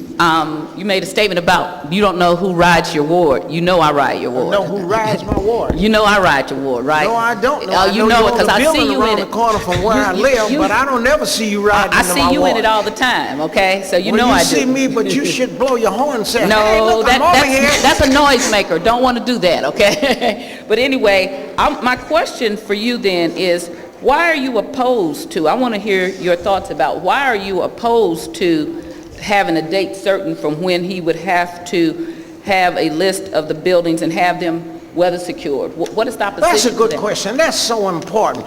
Why should we tie something up that's moving along and delay it to another date? That's all you're going to do. Now, if there's a necessity to make some changes, and if he's not doing what it is that he said he was going to do, because he rode through my ward and I was opposed to it, and I never was on board with this thing. But when I rode through, saw it, thank you, and thank he you, told Alderman, me what Alderman. it was. Let me finish. No, now. no, You no, asked no, the Alderman, question. no, I'm not. Finish what it was. Alderman, I'm going to I really wanted to know what you said is that you're opposed to it because you think that it will push the date back further when he will accomplish it? No, I'm opposed to it because it's not what I want in my ward, and that's my job. It's not what you want. You don't want a date certain of when buildings would have to be boarded up? I want this program to move along the guidelines and the time that I agreed to it because they elected me in the third ward to say when, where, and how much. And what my that's what I question do. is for you then, Alderman, because I heard the Alderman from the 19th said there's already been a list and everything. So is there a date certain already when these things would have to be boarded up? So you're saying there's already a plan. Is there a plan that we just don't know about? Alderman, you've known me long enough. Alderwoman, When you know me long everybody enough to know I'm does Alderwoman. anything in my ward that I don't like, they will hear from me and everybody else. But my question to you, Alderman, is there a date certain that you've already established with them that we perhaps are not shared with, in which they will board the buildings up? Well, Alderman, what you're saying to me is that the plan of when, where, and how much they're going to do in each block and area is not yet determined. What it is this is where we're going to work. Now, you get to working in one area, you may find that this should be second instead of where you're working now. So I need that area developed. I'm looking for it to be developed. Okay, Alderman, okay, but you're getting off. Now, you know I don't shut up whenever. And I know I can talk right over here and take the floor away from you, Alderman. Hold up, hold on. Alderman from the first, you have the floor. Alderman from the third. Thank you very much. Alderman from the third, you don't have to sit down. No, he doesn't have to sit down. No, But Alderman from the third, have you completed answering the question answered by the Alderman from the He's first? answered it. He didn't answer, but okay, that's enough, okay? She didn't like the answer, but I did answer. Excuse me, I won't use the floor anymore, okay? Thank you. Thank you. Thank you very much. I don't have a problem with aldermen knowing what they want to do in their wards. I have a problem when you come before us and say this is what we're supposed to do, and then when you try to get information, people throw all these conjectures out about what you are for or that you try to. I heard the alderman from the 8th talk about you try to get some little bit of something and then you vote against it anyway. Well, I think the opposite would be if you got a little bit of something and you voted for it, then he would be saying you were bought off for a little bit of something, okay? I am in the 3rd ward almost probably about 5 days a week, and I ride around it. I think a little earlier to last week, I talked to the fact that I know how well Salisbury's been developed and other things, but I've been down there even before it was the 3rd ward. When it was the 2nd ward, I was riding around in it. To have some clarity about when things are going to be done is not to necessarily challenge an alderperson and say you don't know what's going on in your ward. Is to say, well, tell us about it. You're asking us to vote for it. Yes, we have faith in you, but we also have other things that we believe or don't believe in that we've had for a very long time. I believe in trying to save buildings. I went to Matt about a building in my ward that was a school board, there was an old school, and we tried to save it, and the church ended up tearing it down, and then 10 years later they came and said, hey, what you said about that was a good idea.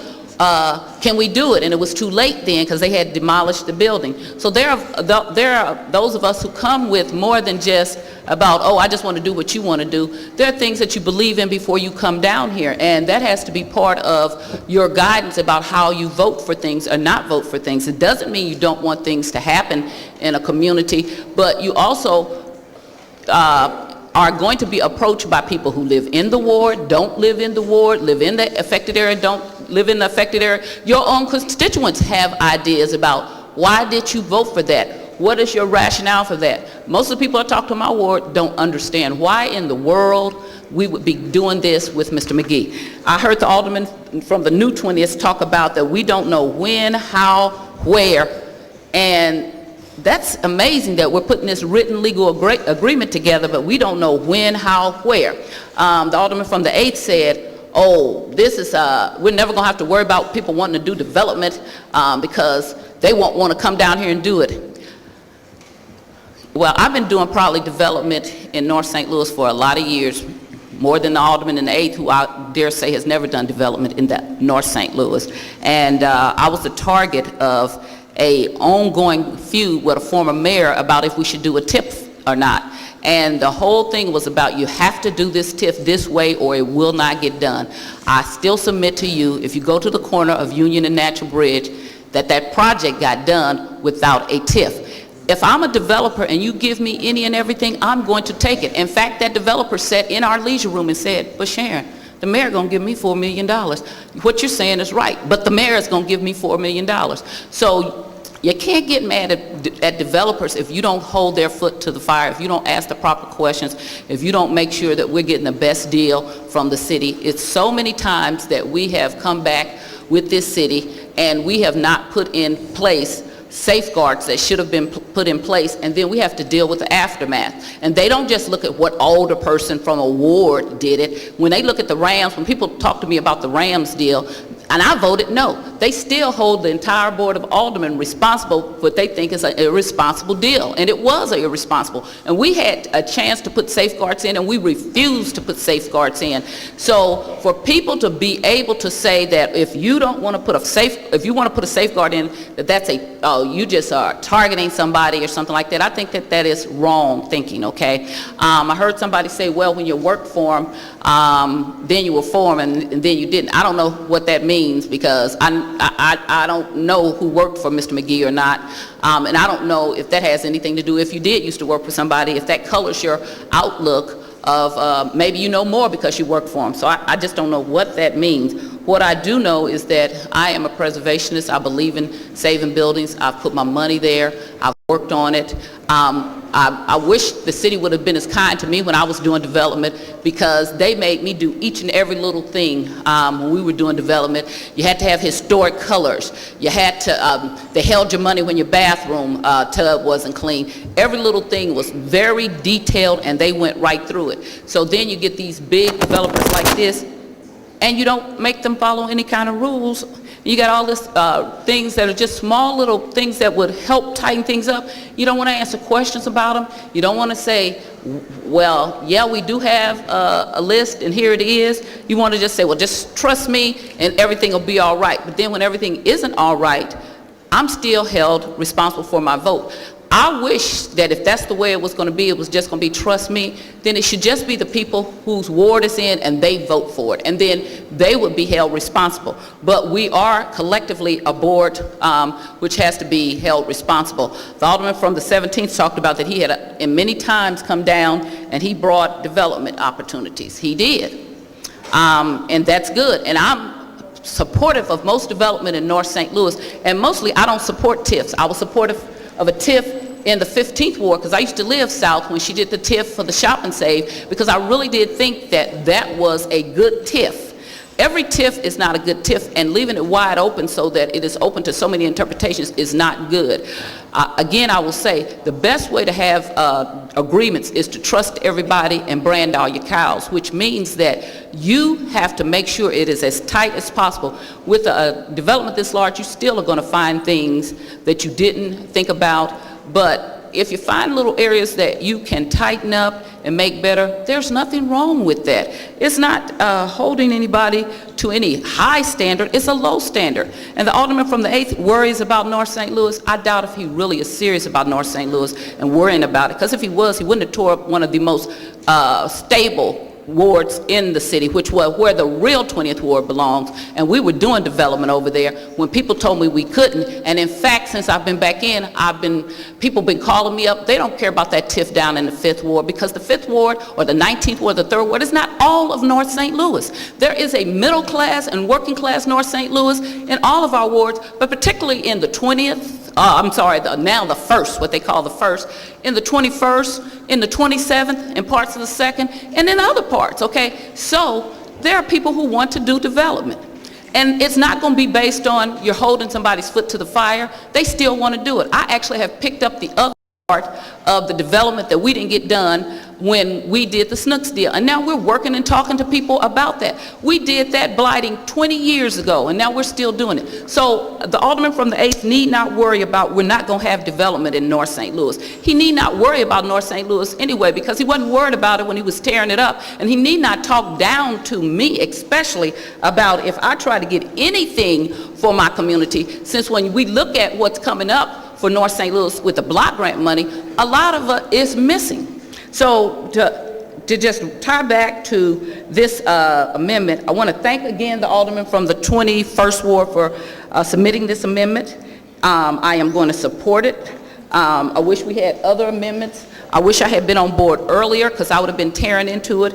I didn't get onto the housing committee until 12 o'clock at night, so it didn't give me a lot of time to go over some of the things I would have liked to. But saying all of that, anything that we can or will do to tighten up any kind of development that makes sure that we're not coming back here saying, oops, like we've done on so many occasions, is not a bad idea. It is a great idea. All right, thanks, Alderwoman. And just note, what's before us is amendment number 2 for Board Bill number 199, Committee Substitute. Alderman from the 3rd. Mr. President and members of the board, I know we got that amendment for us, and it's going to make some changes. Change is always going to come, and there's nothing wrong with change. But change must come when those who the change is going to affect are ready for it. I often talked about this, and you've heard me say this many, many times, about the 3 blind men who were asked to appraise an elephant. One blind man gets him by the leg and he say he's like a big tree. The other one gets him by the trunk and say he's like a big snake. The other one feels him in the side and they say the elephant's like a giant wall. But none of them can see the elephant. And I don't think nobody here in this room, sitting here, sees and understands the needs in the 3rd Ward better than I do. Because I've been wrestling with this a long time. Y'all have heard me over the years talk about the Salisbury Strip. Now, for years, I talked about it and nothing happened. Go right down there now and look at it. It is changing. Now, as far as this bill that's before us and this amendment is concerned, we worked with Mr. McKee, and Mr. McKee has come up with something that makes sense to me for the portion of the ward that I represent. Now, I'm promising you this. If later we find out that what he's doing is not what he say he's going to do, there's no reason why I can't come back here and whoever else will support me introduce another board bill that will make whatever it is happen. It's just like when you start cleaning your house. You might start out in the backyard and then the light goes on. Oh my God, I put the laundry in the washing machine in the basement, and you got to quit that and run down there and get that stuff out. So you get that stuff out, somebody rings the doorbell and say, look, the dogs have turned over the trash in your front yard. Now you got to go out there and get that. But it's what's happening right now that really makes the difference. Paul McKee has not started that work. He's done a lot of plans and all, and there may be some times when he has to do something else other than tear one of them old raggedy buildings down. There may be a time when he might have to fix one of these old raggedy buildings before he could do something about some of the other stuff he's planning over there.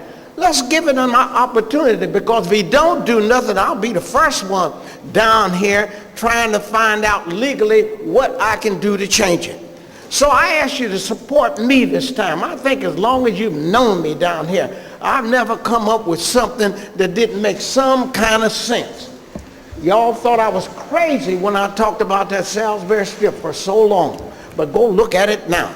And I ask you to give me just this opportunity to work with the only person who's come along and raised his hand and said, I want to do something. Of course, that has the capability of doing it.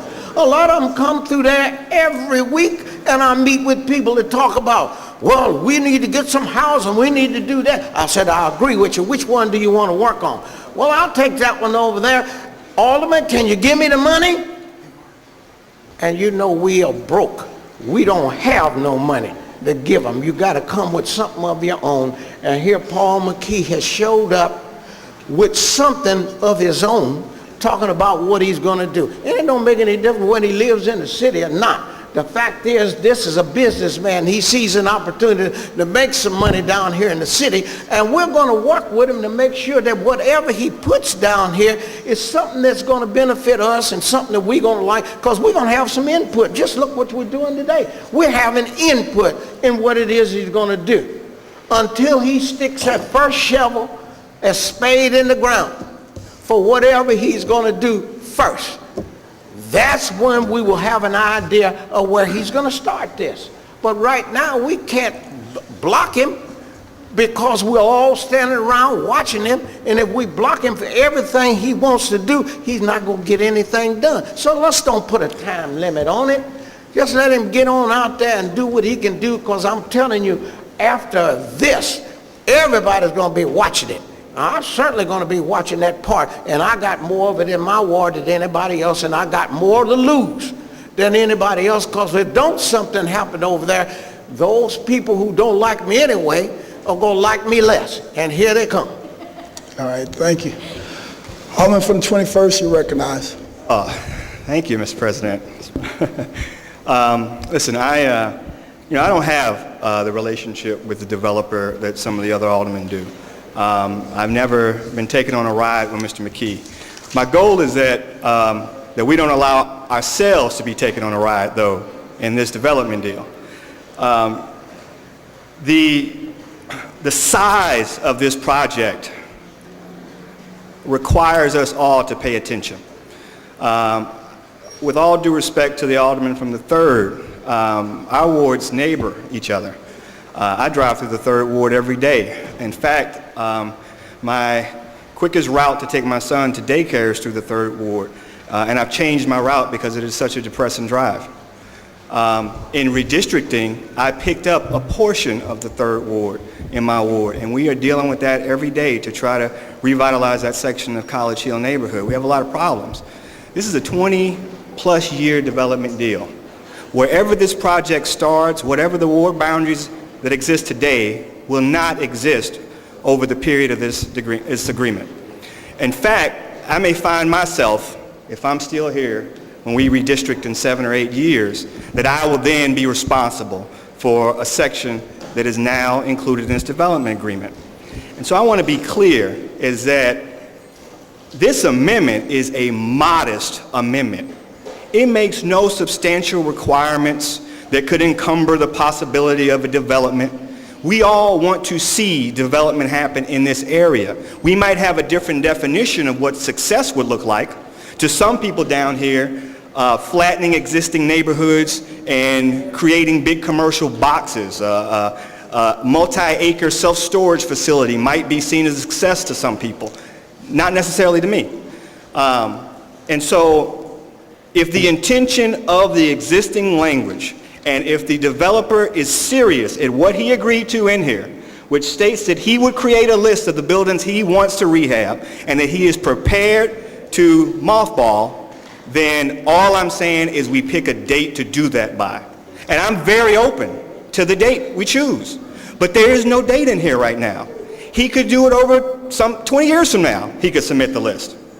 He has clearly identified a date with he is prepared to submit a list of the buildings he wants to demolish. So I'm suggesting that we also add a date for him to submit that list of the buildings he plans to rehab and mothball. This Second Amendment is based on feedback from the First Amendment. People said maybe that doesn't give them enough time. Maybe it doesn't give them enough time to have them do it in the middle of next year, even though this project has been going on 7 years now. Even though we first approved this redevelopment agreement 4 years ago in this room. Maybe it doesn't give them enough time to have him prepare a list in 8 months. So we'll add an additional 6 months. Let's give the man over a year to just submit a list. It's not a final list. It could be amended. He could change it later. But there should be a list somewhere where people can know what part of our heritage is going to remain and what part is not. So I'd like to ask the alderman from the 20th if he would yield to questions. Is he in the room? Alderman from the 20th, will you yield for questioning to the alderman from the 21st? Yes. Alderman from the 21st, please proceed. No, we're not. Oh, I he have the wasn't floor. close. Alderman from the 20th. So this amendment, this Second Amendment, is based in part on feedback from you. You had objections to the date in the First Amendment. Do you think that 14 months is too short a period for Mr. McKee to give us a list of the buildings that he plans to rehab? I'm ready to vote on your amendment.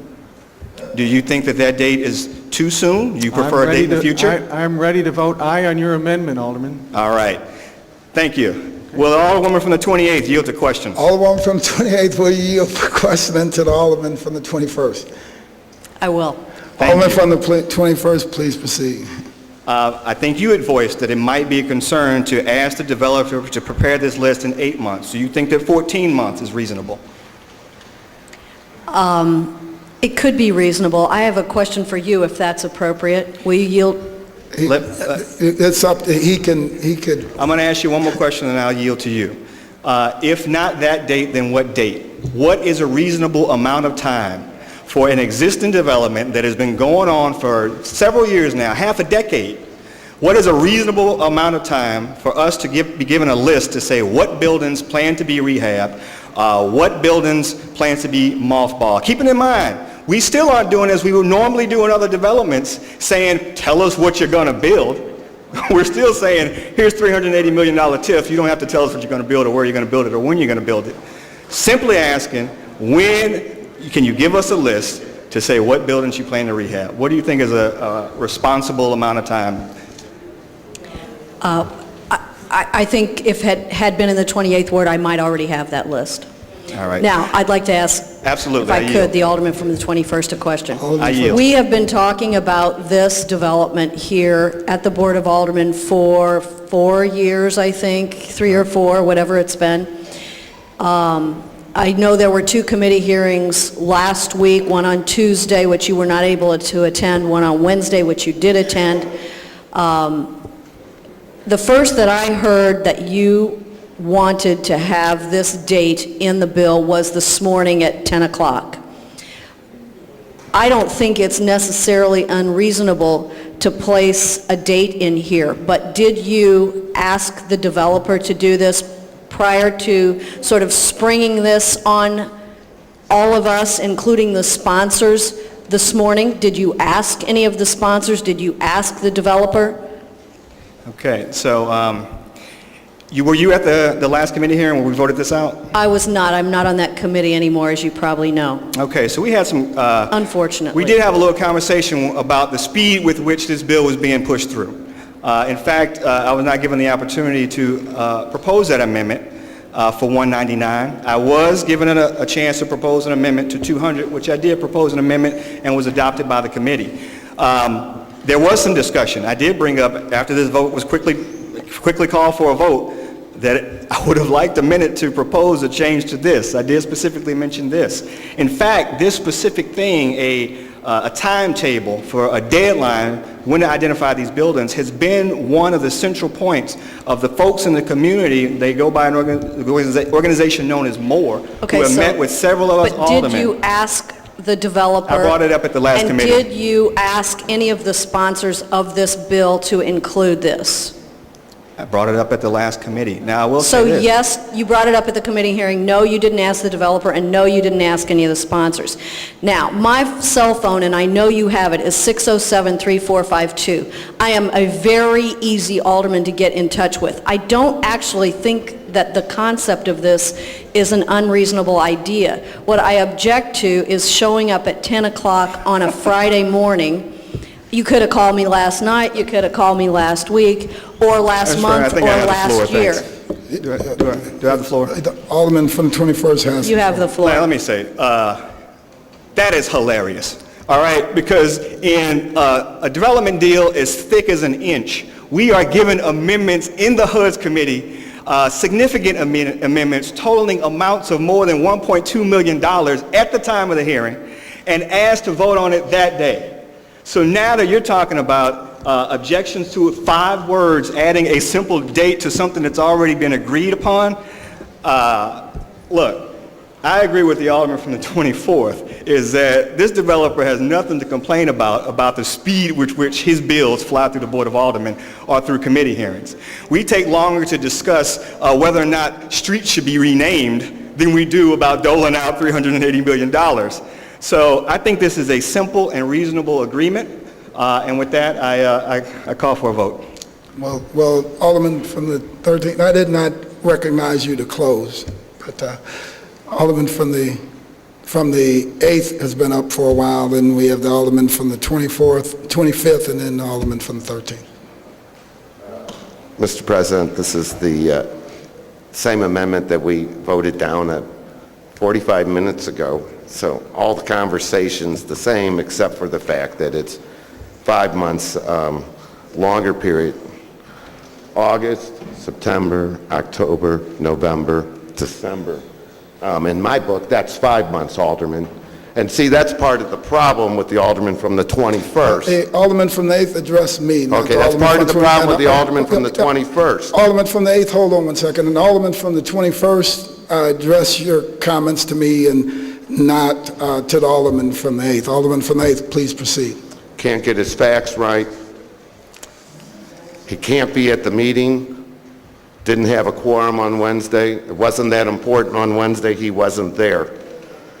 The key thing is here, this amendment is no different than amendment number 1, and so I move that we call the question. It's been moved by the alderman from the 8th, seconded by the alderman from the 9th, that we call the question on amendment number 2. So what will happen is if that is sustained, we will go directly to the vote on amendment number 2. Madam Clerk, please call the roll. Alderwoman Tyus. Alderwoman Flowers. Alderman Bosley. Alderman Moore. Alderwoman Hubbard. Alderwoman Ingracia. Alderwoman Young. Alderman Conway.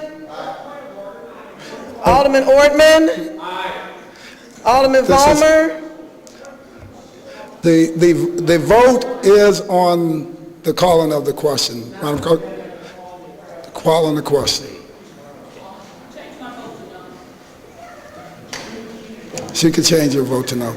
Please proceed, Madam Clerk. You cannot, Madam Clerk, please proceed. Just 1 second.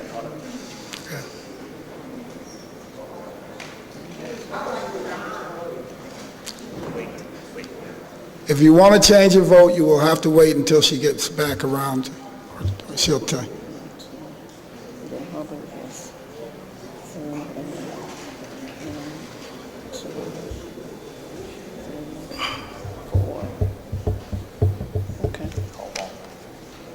Okay, Alderman Vollmer. Alderman Villa. Alderman Arnowitz. Alderman Wessels. Alderwoman Howard. Alderwoman Florida. Alderwoman Behringer. Alderman Rhodey. Alderman Kennedy. Alderwoman Davis. Alderman Schmid. Alderman French. Alderman Boyd. Alderman Vaccaro. Alderman Ogilvie. Alderman Cone. Alderman Williamson. Alderman Carter. Alderwoman Cruzen. President Reed. Aye. And the alderman from the 3rd wanted to change his to aye, I think, and the alderwoman from the 5th. How are they?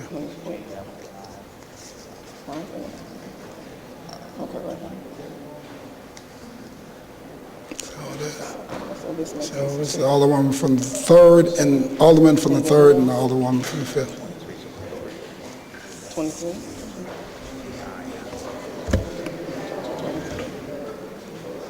Okay, so it's just...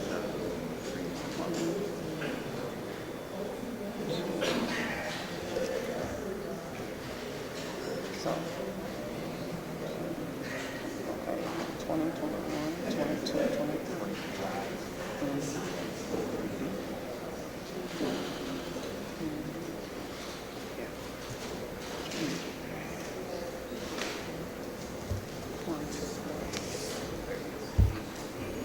Twenty-three aye votes, 3 no votes. By your vote, you sustain the motion of the alderman from the 8th.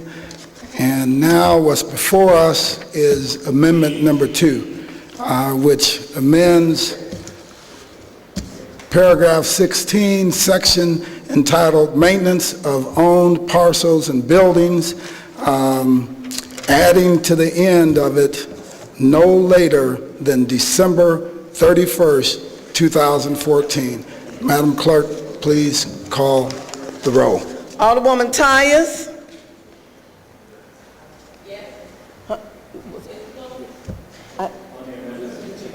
This is the vote for the amendment. Yes. Is that an aye? There is no point of order. We've already come back to the amendment, and the other resolution passed. Please proceed. Alderwoman Please Tyus. Pass. Alderwoman Flowers. Alderman Bosley. Alderman Moore. Alderwoman Hubbard. Alderwoman Ingracia. Alderwoman Young. Alderman Conway. Alderman Ortman. Alderman Vollmer. Alderman Villa. Alderman Arnowitz. Alderman Wessels. Alderwoman Howard. Alderwoman Florida.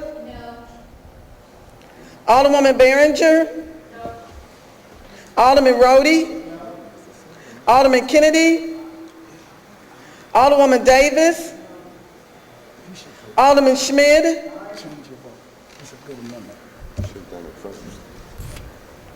Alderman French. Alderman Boyd.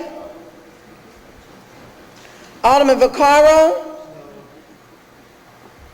Alderman Ogilvy. Alderman Cone. Alderman Williamson. Alderman Carter. Alderwoman Cruzen.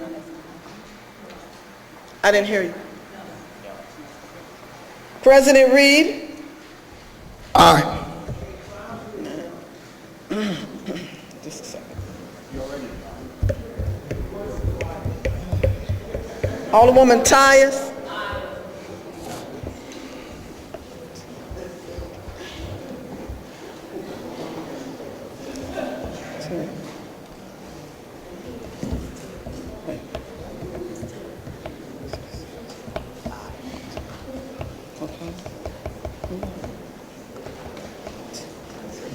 10 and 17.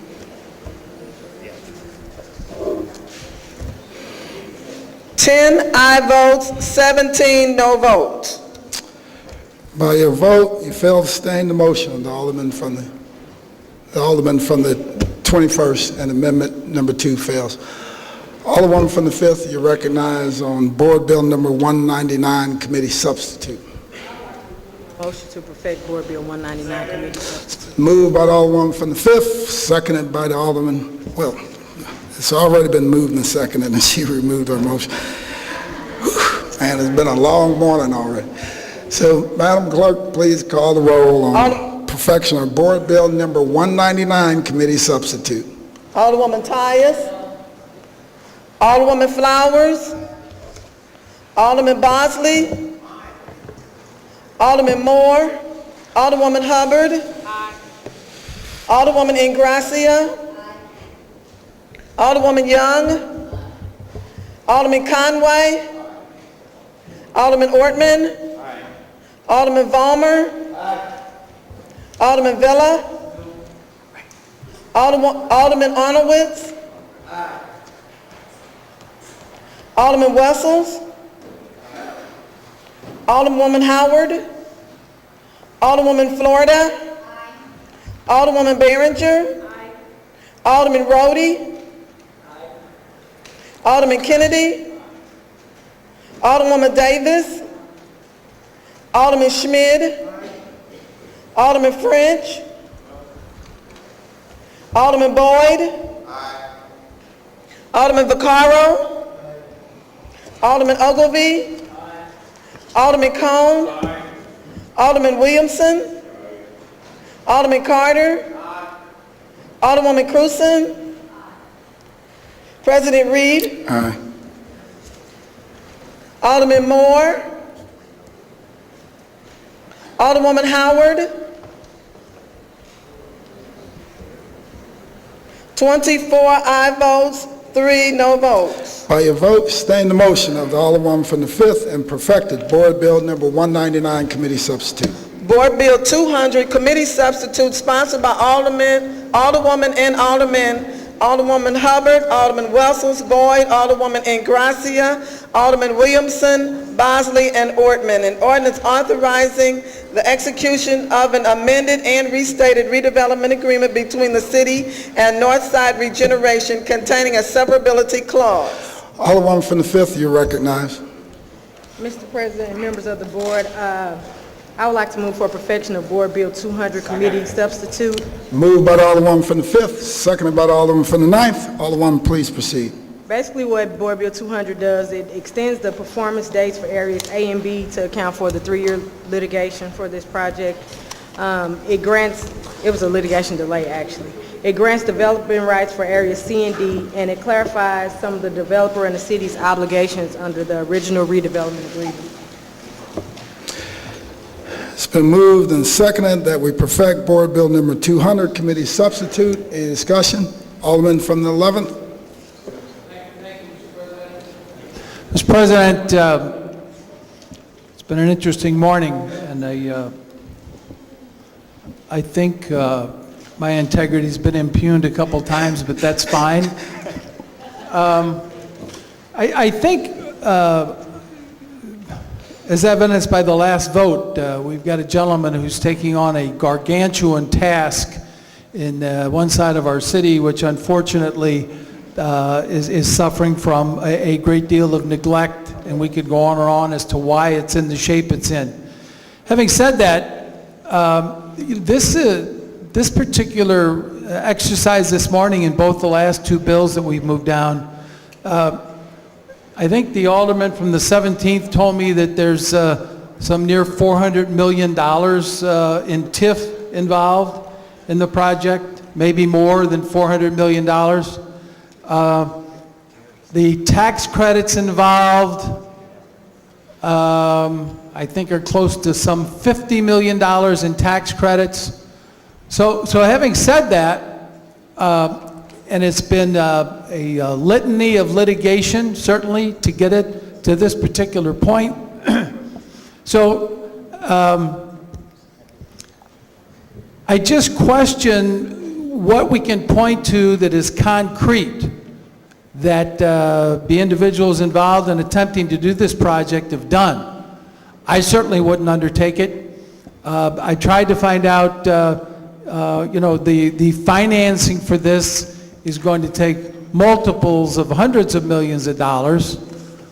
And the alderman from the 19th just told me billions. And I'm not so sure that, and I'm not here to impugn the Bank of Washington, Missouri, but I think they've got their own subset of problems. So as a result of that, this particular exercise, none of us, I think, at any level, including the state of Missouri, can be proud of how we've handled it. And I think the reason is because of the scope of it. This is just I just view it as a kind of a set of dominoes, a deck of cards. It's a fragile deck of cards, and I really, really wish and hope that that the dates that are in here, I'm not going to be around to see them reach fruition, unfortunately. But I cast my vote because I think we had this been done a little more incrementally, had this been done where someone could point to me that, yes, this developer is a smashing success in St. Charles County, and everything he's touched out there now is, is a gilded lily, but the fact of the matter is, it isn't. So as a result of that, Mr. President, I will also vote no on Board Bill 200, which is the pending legislation. Thank you. All right, thank you. Any discussion? Alderman from the 21st. Mr. President, so I actually voted for this bill coming out of committee based upon an amendment that we made to the bill. Now, it was said earlier that the amendment we made was a minor amendment. It was even stated that the developer had agreed to much more. I think it was actually the Alderwoman from the 19th who stated that the developer had agreed to do much more than we even now require. I wonder if the Alderwoman from the 19th would yield to questions? Alderwoman from the 9th, she will not yield. She doesn't like questions? Okay, would the Alderwoman from the 5th yield to questions? Alderwoman from the 5th, will you yield for questions to the Alderman from 21st? She will not yield.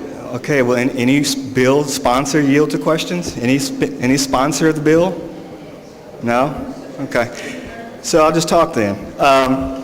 The Alderman from the 19th stated that he had already agreed to 20%, I think what he said, and that we only now require 15 or something. I think, sometimes there is an advantage to legislators not reading the bills. You can actually get something of substance passed without much opposition. If they could pass out exactly what the first source jobs policy is Terrence around? I think he's passing this out. So what this amendment does to the bill is it actually, in Exhibit F of Board Bill 200, there existed language that said that the provisions of City Ordinance 60275 codified at Chapter 3.90 shall not apply to this development. That's what it said, that it shall not apply. It said, rather, the developer voluntarily agrees to make good faith efforts to observe the provisions of the first source jobs policy. Now, what we added to this was to remove shall not and say that the first source jobs policy shall apply to this project, and that in addition to the first source jobs policy, the developer agrees to make good faith efforts, et cetera, et cetera. So let's read what the first source jobs policy is of the City of St. Louis. This was passed many years ago. It has seldom been enforced or included, and I think in many cases boilerplate language of these TIFs now say that these agreements do not have to follow the first source jobs policy.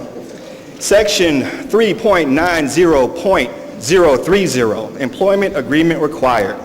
The city shall include for every government-assisted project a requirement that the beneficiary enter into an employment agreement with Slate. The first source for finding jobs to fill all entry-level jobs created by this government-assisted project will be for the first source register. The first source register is a list of low-income people in the City of St. Louis looking for jobs. It sets a goal for the employment agreement to be at 100% of entry-level jobs. 100% goal to be hired, and a 60% minimum acceptable performance.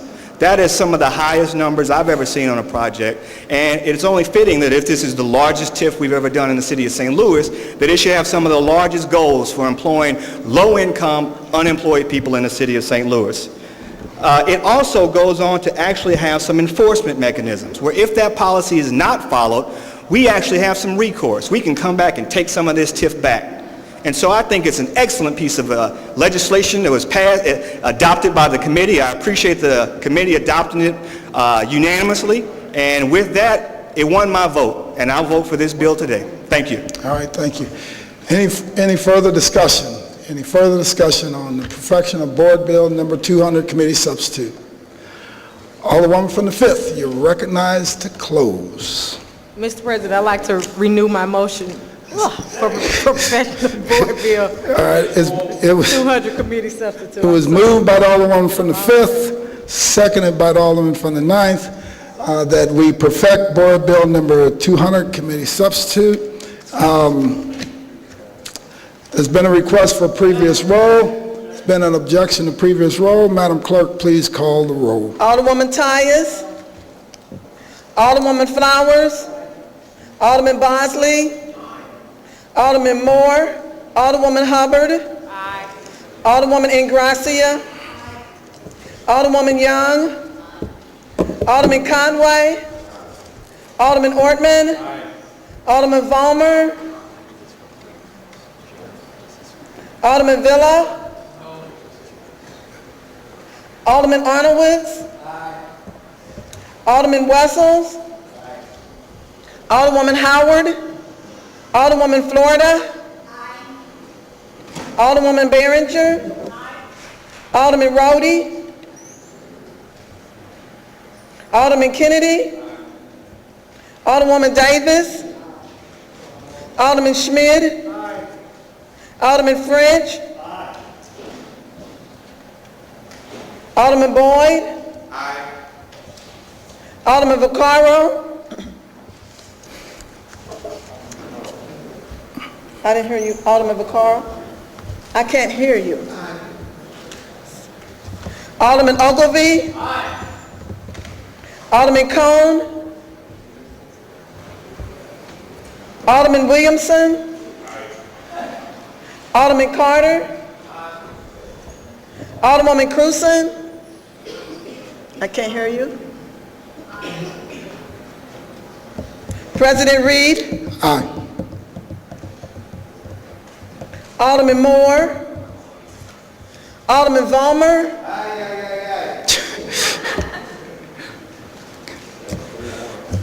Alderwoman Howard. Alderman Rhodey. Alderman Cone.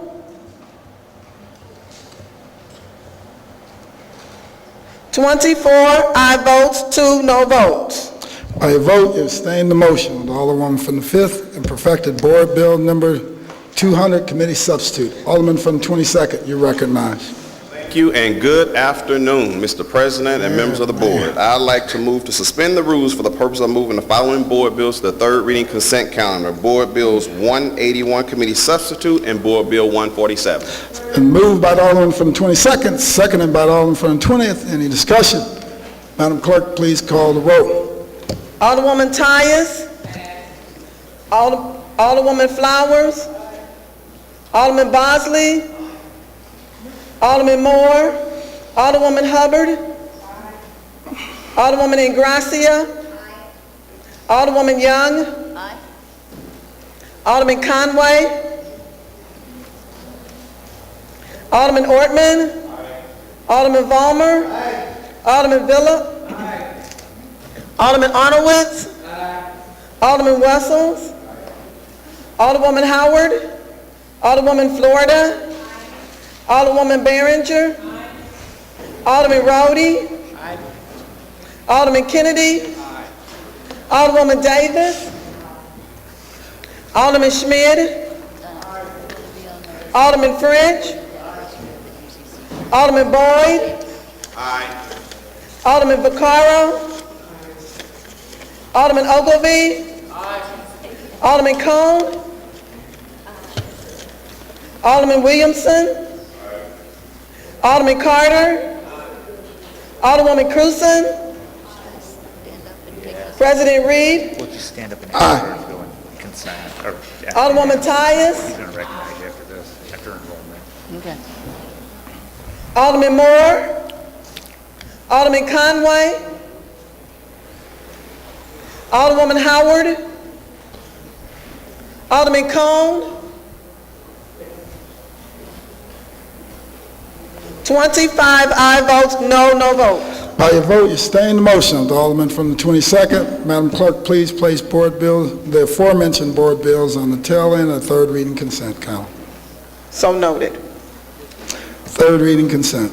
Board Bill 131, 181, committee substitute, and 147. Alderman from the 13th, you recognize on the motion for the third reading consent calendar. Thank you, Mr. President. I move for third reading and final passage of the aforementioned bills on the Moved by the Alderman calendar. from 13th, seconded by the Alderman from 20th. Any discussion? Madam Clerk, please call the roll. Alderwoman Tyus. Alderwoman Flowers. Alderman Bosley. Alderman Moore. Alderwoman Hubbard. Alderwoman Ingracia. Alderwoman Young. Alderman Conway. Alderman Ortman. Alderman Vollmer. Alderman Villa. Alderman Arnowitz. Alderman Wessels. Alderwoman Howard. Alderwoman Florida. Alderwoman Behringer. Alderman Rhodey. Alderman Kennedy. Alderwoman Davis. Alderman Schmidt. Alderman French. Alderman Boyd. Aye. Alderman Vaccaro. Alderman Ogilvy. Alderman Cone. Alderman Williamson. Alderman Carter. Alderwoman Cruzen. President Reed. Aye. Alderman Moore. Alderman Conway. Alderwoman Howard. Alderman Cone. Alderman Williamson. Aye.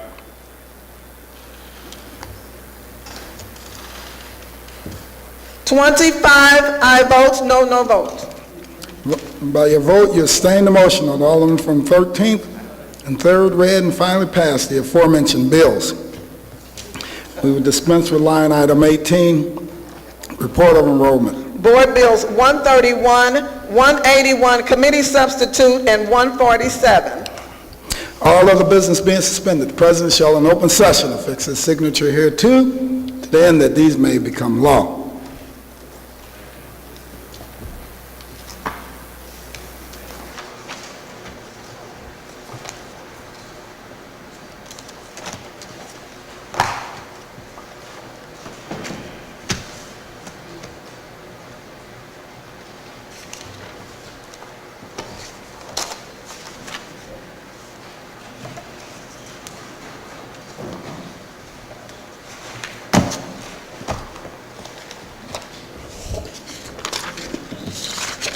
Move forward. Alderwoman from the 7th, you have something on the courtesy resolution count? Yes, Mr. President, I'd like to move that the Resolution 135 be adopted with unanimous consent. It's been moved by the Alderwoman from the 7th, seconded by the Alderman from the 20th, that we adopt courtesy resolution number 135, unanimous consent. Mr. President, I would like to ask for in-bank passage. Okay. All right. Hold on for a second, Alderwoman. So you want to amend resolution number 135, make it unanimous consent. All right. First, move for adoption of the courtesy resolution count. I entertain a second on that motion. Seconded by the Alderman from the 20th. Alderman from the 7th, you recognize for the In-bank passage? yes, of 135. It's been moved by the Alderman from the 7th that we amend resolution number 135, make it in bank. Entertain a second on that motion. Seconded by the Alderman from the 23rd. All in favor signify by saying aye. Aye. Opposed, motion carries. All right. It's been moved and seconded that we adopt our courtesy resolution count. All in favor signify by saying aye. Aye. Opposed, motion carries. First reading of resolutions. Resolution 136, sponsored by Alderman French. The Board of Aldermen directs the Parks and Environmental Matters Committee to convene hearings for the purpose of examining and investigating the events, conditions, circumstances, and failures that led to Mr. Sotso and Mr. Vaca's indictment. Alderman from the 21st, you recognize on first reading of resolution number 136. Thank you. I ask for unanimous consent. Hearing no objection, Alderman, please. There's been an objection? There's been an objection to unanimous consent, Alderman from the 21st. All right. So you can make a motion to send it to committee or choose to try to suspend our rules. No, I'd like to move to send it to committee. All right, it's been moved to which committee? Parks Committee. It's been moved by the Alderman from the 21st that we send resolution number 136 to Parks. Entertain a second on that motion. Seconded by the Alderwoman from the 6th. All in favor signify by saying aye. Aye. Opposed? Motion carries. That's the extent of first reading of resolutions. Madam Clerk, please assign resolution number 136 to the Parks Committee. So noted. We'll dispense with line item 22, miscellaneous unfinished business. We have none. Announcements. Tuesday, Ways and Means Committee meeting, 9 a.m. in the Kennedy Room. Wednesday, Housing Committee meeting, 10 a.m. in the Kennedy Room. Also on Wednesday, Public Safety Committee meeting, 1:30 p.m. in the Leisure Room. Friday, full board meeting, 10 a.m. in the Chambers. That's the extent of my announcements. Alderman from the 7th? First of all, I'd like to correct the clerk. The public safety meeting will be on Thursday at 1:30, and the purpose of this meeting is that Chief Sam Dotson from the Police Department will be over here to explain the redistricting process that they're going through in reducing the number of police districts from 9 to 6. So that'll be at 1:30 in the Kennedy Room, and everyone at the board is welcome to attend that.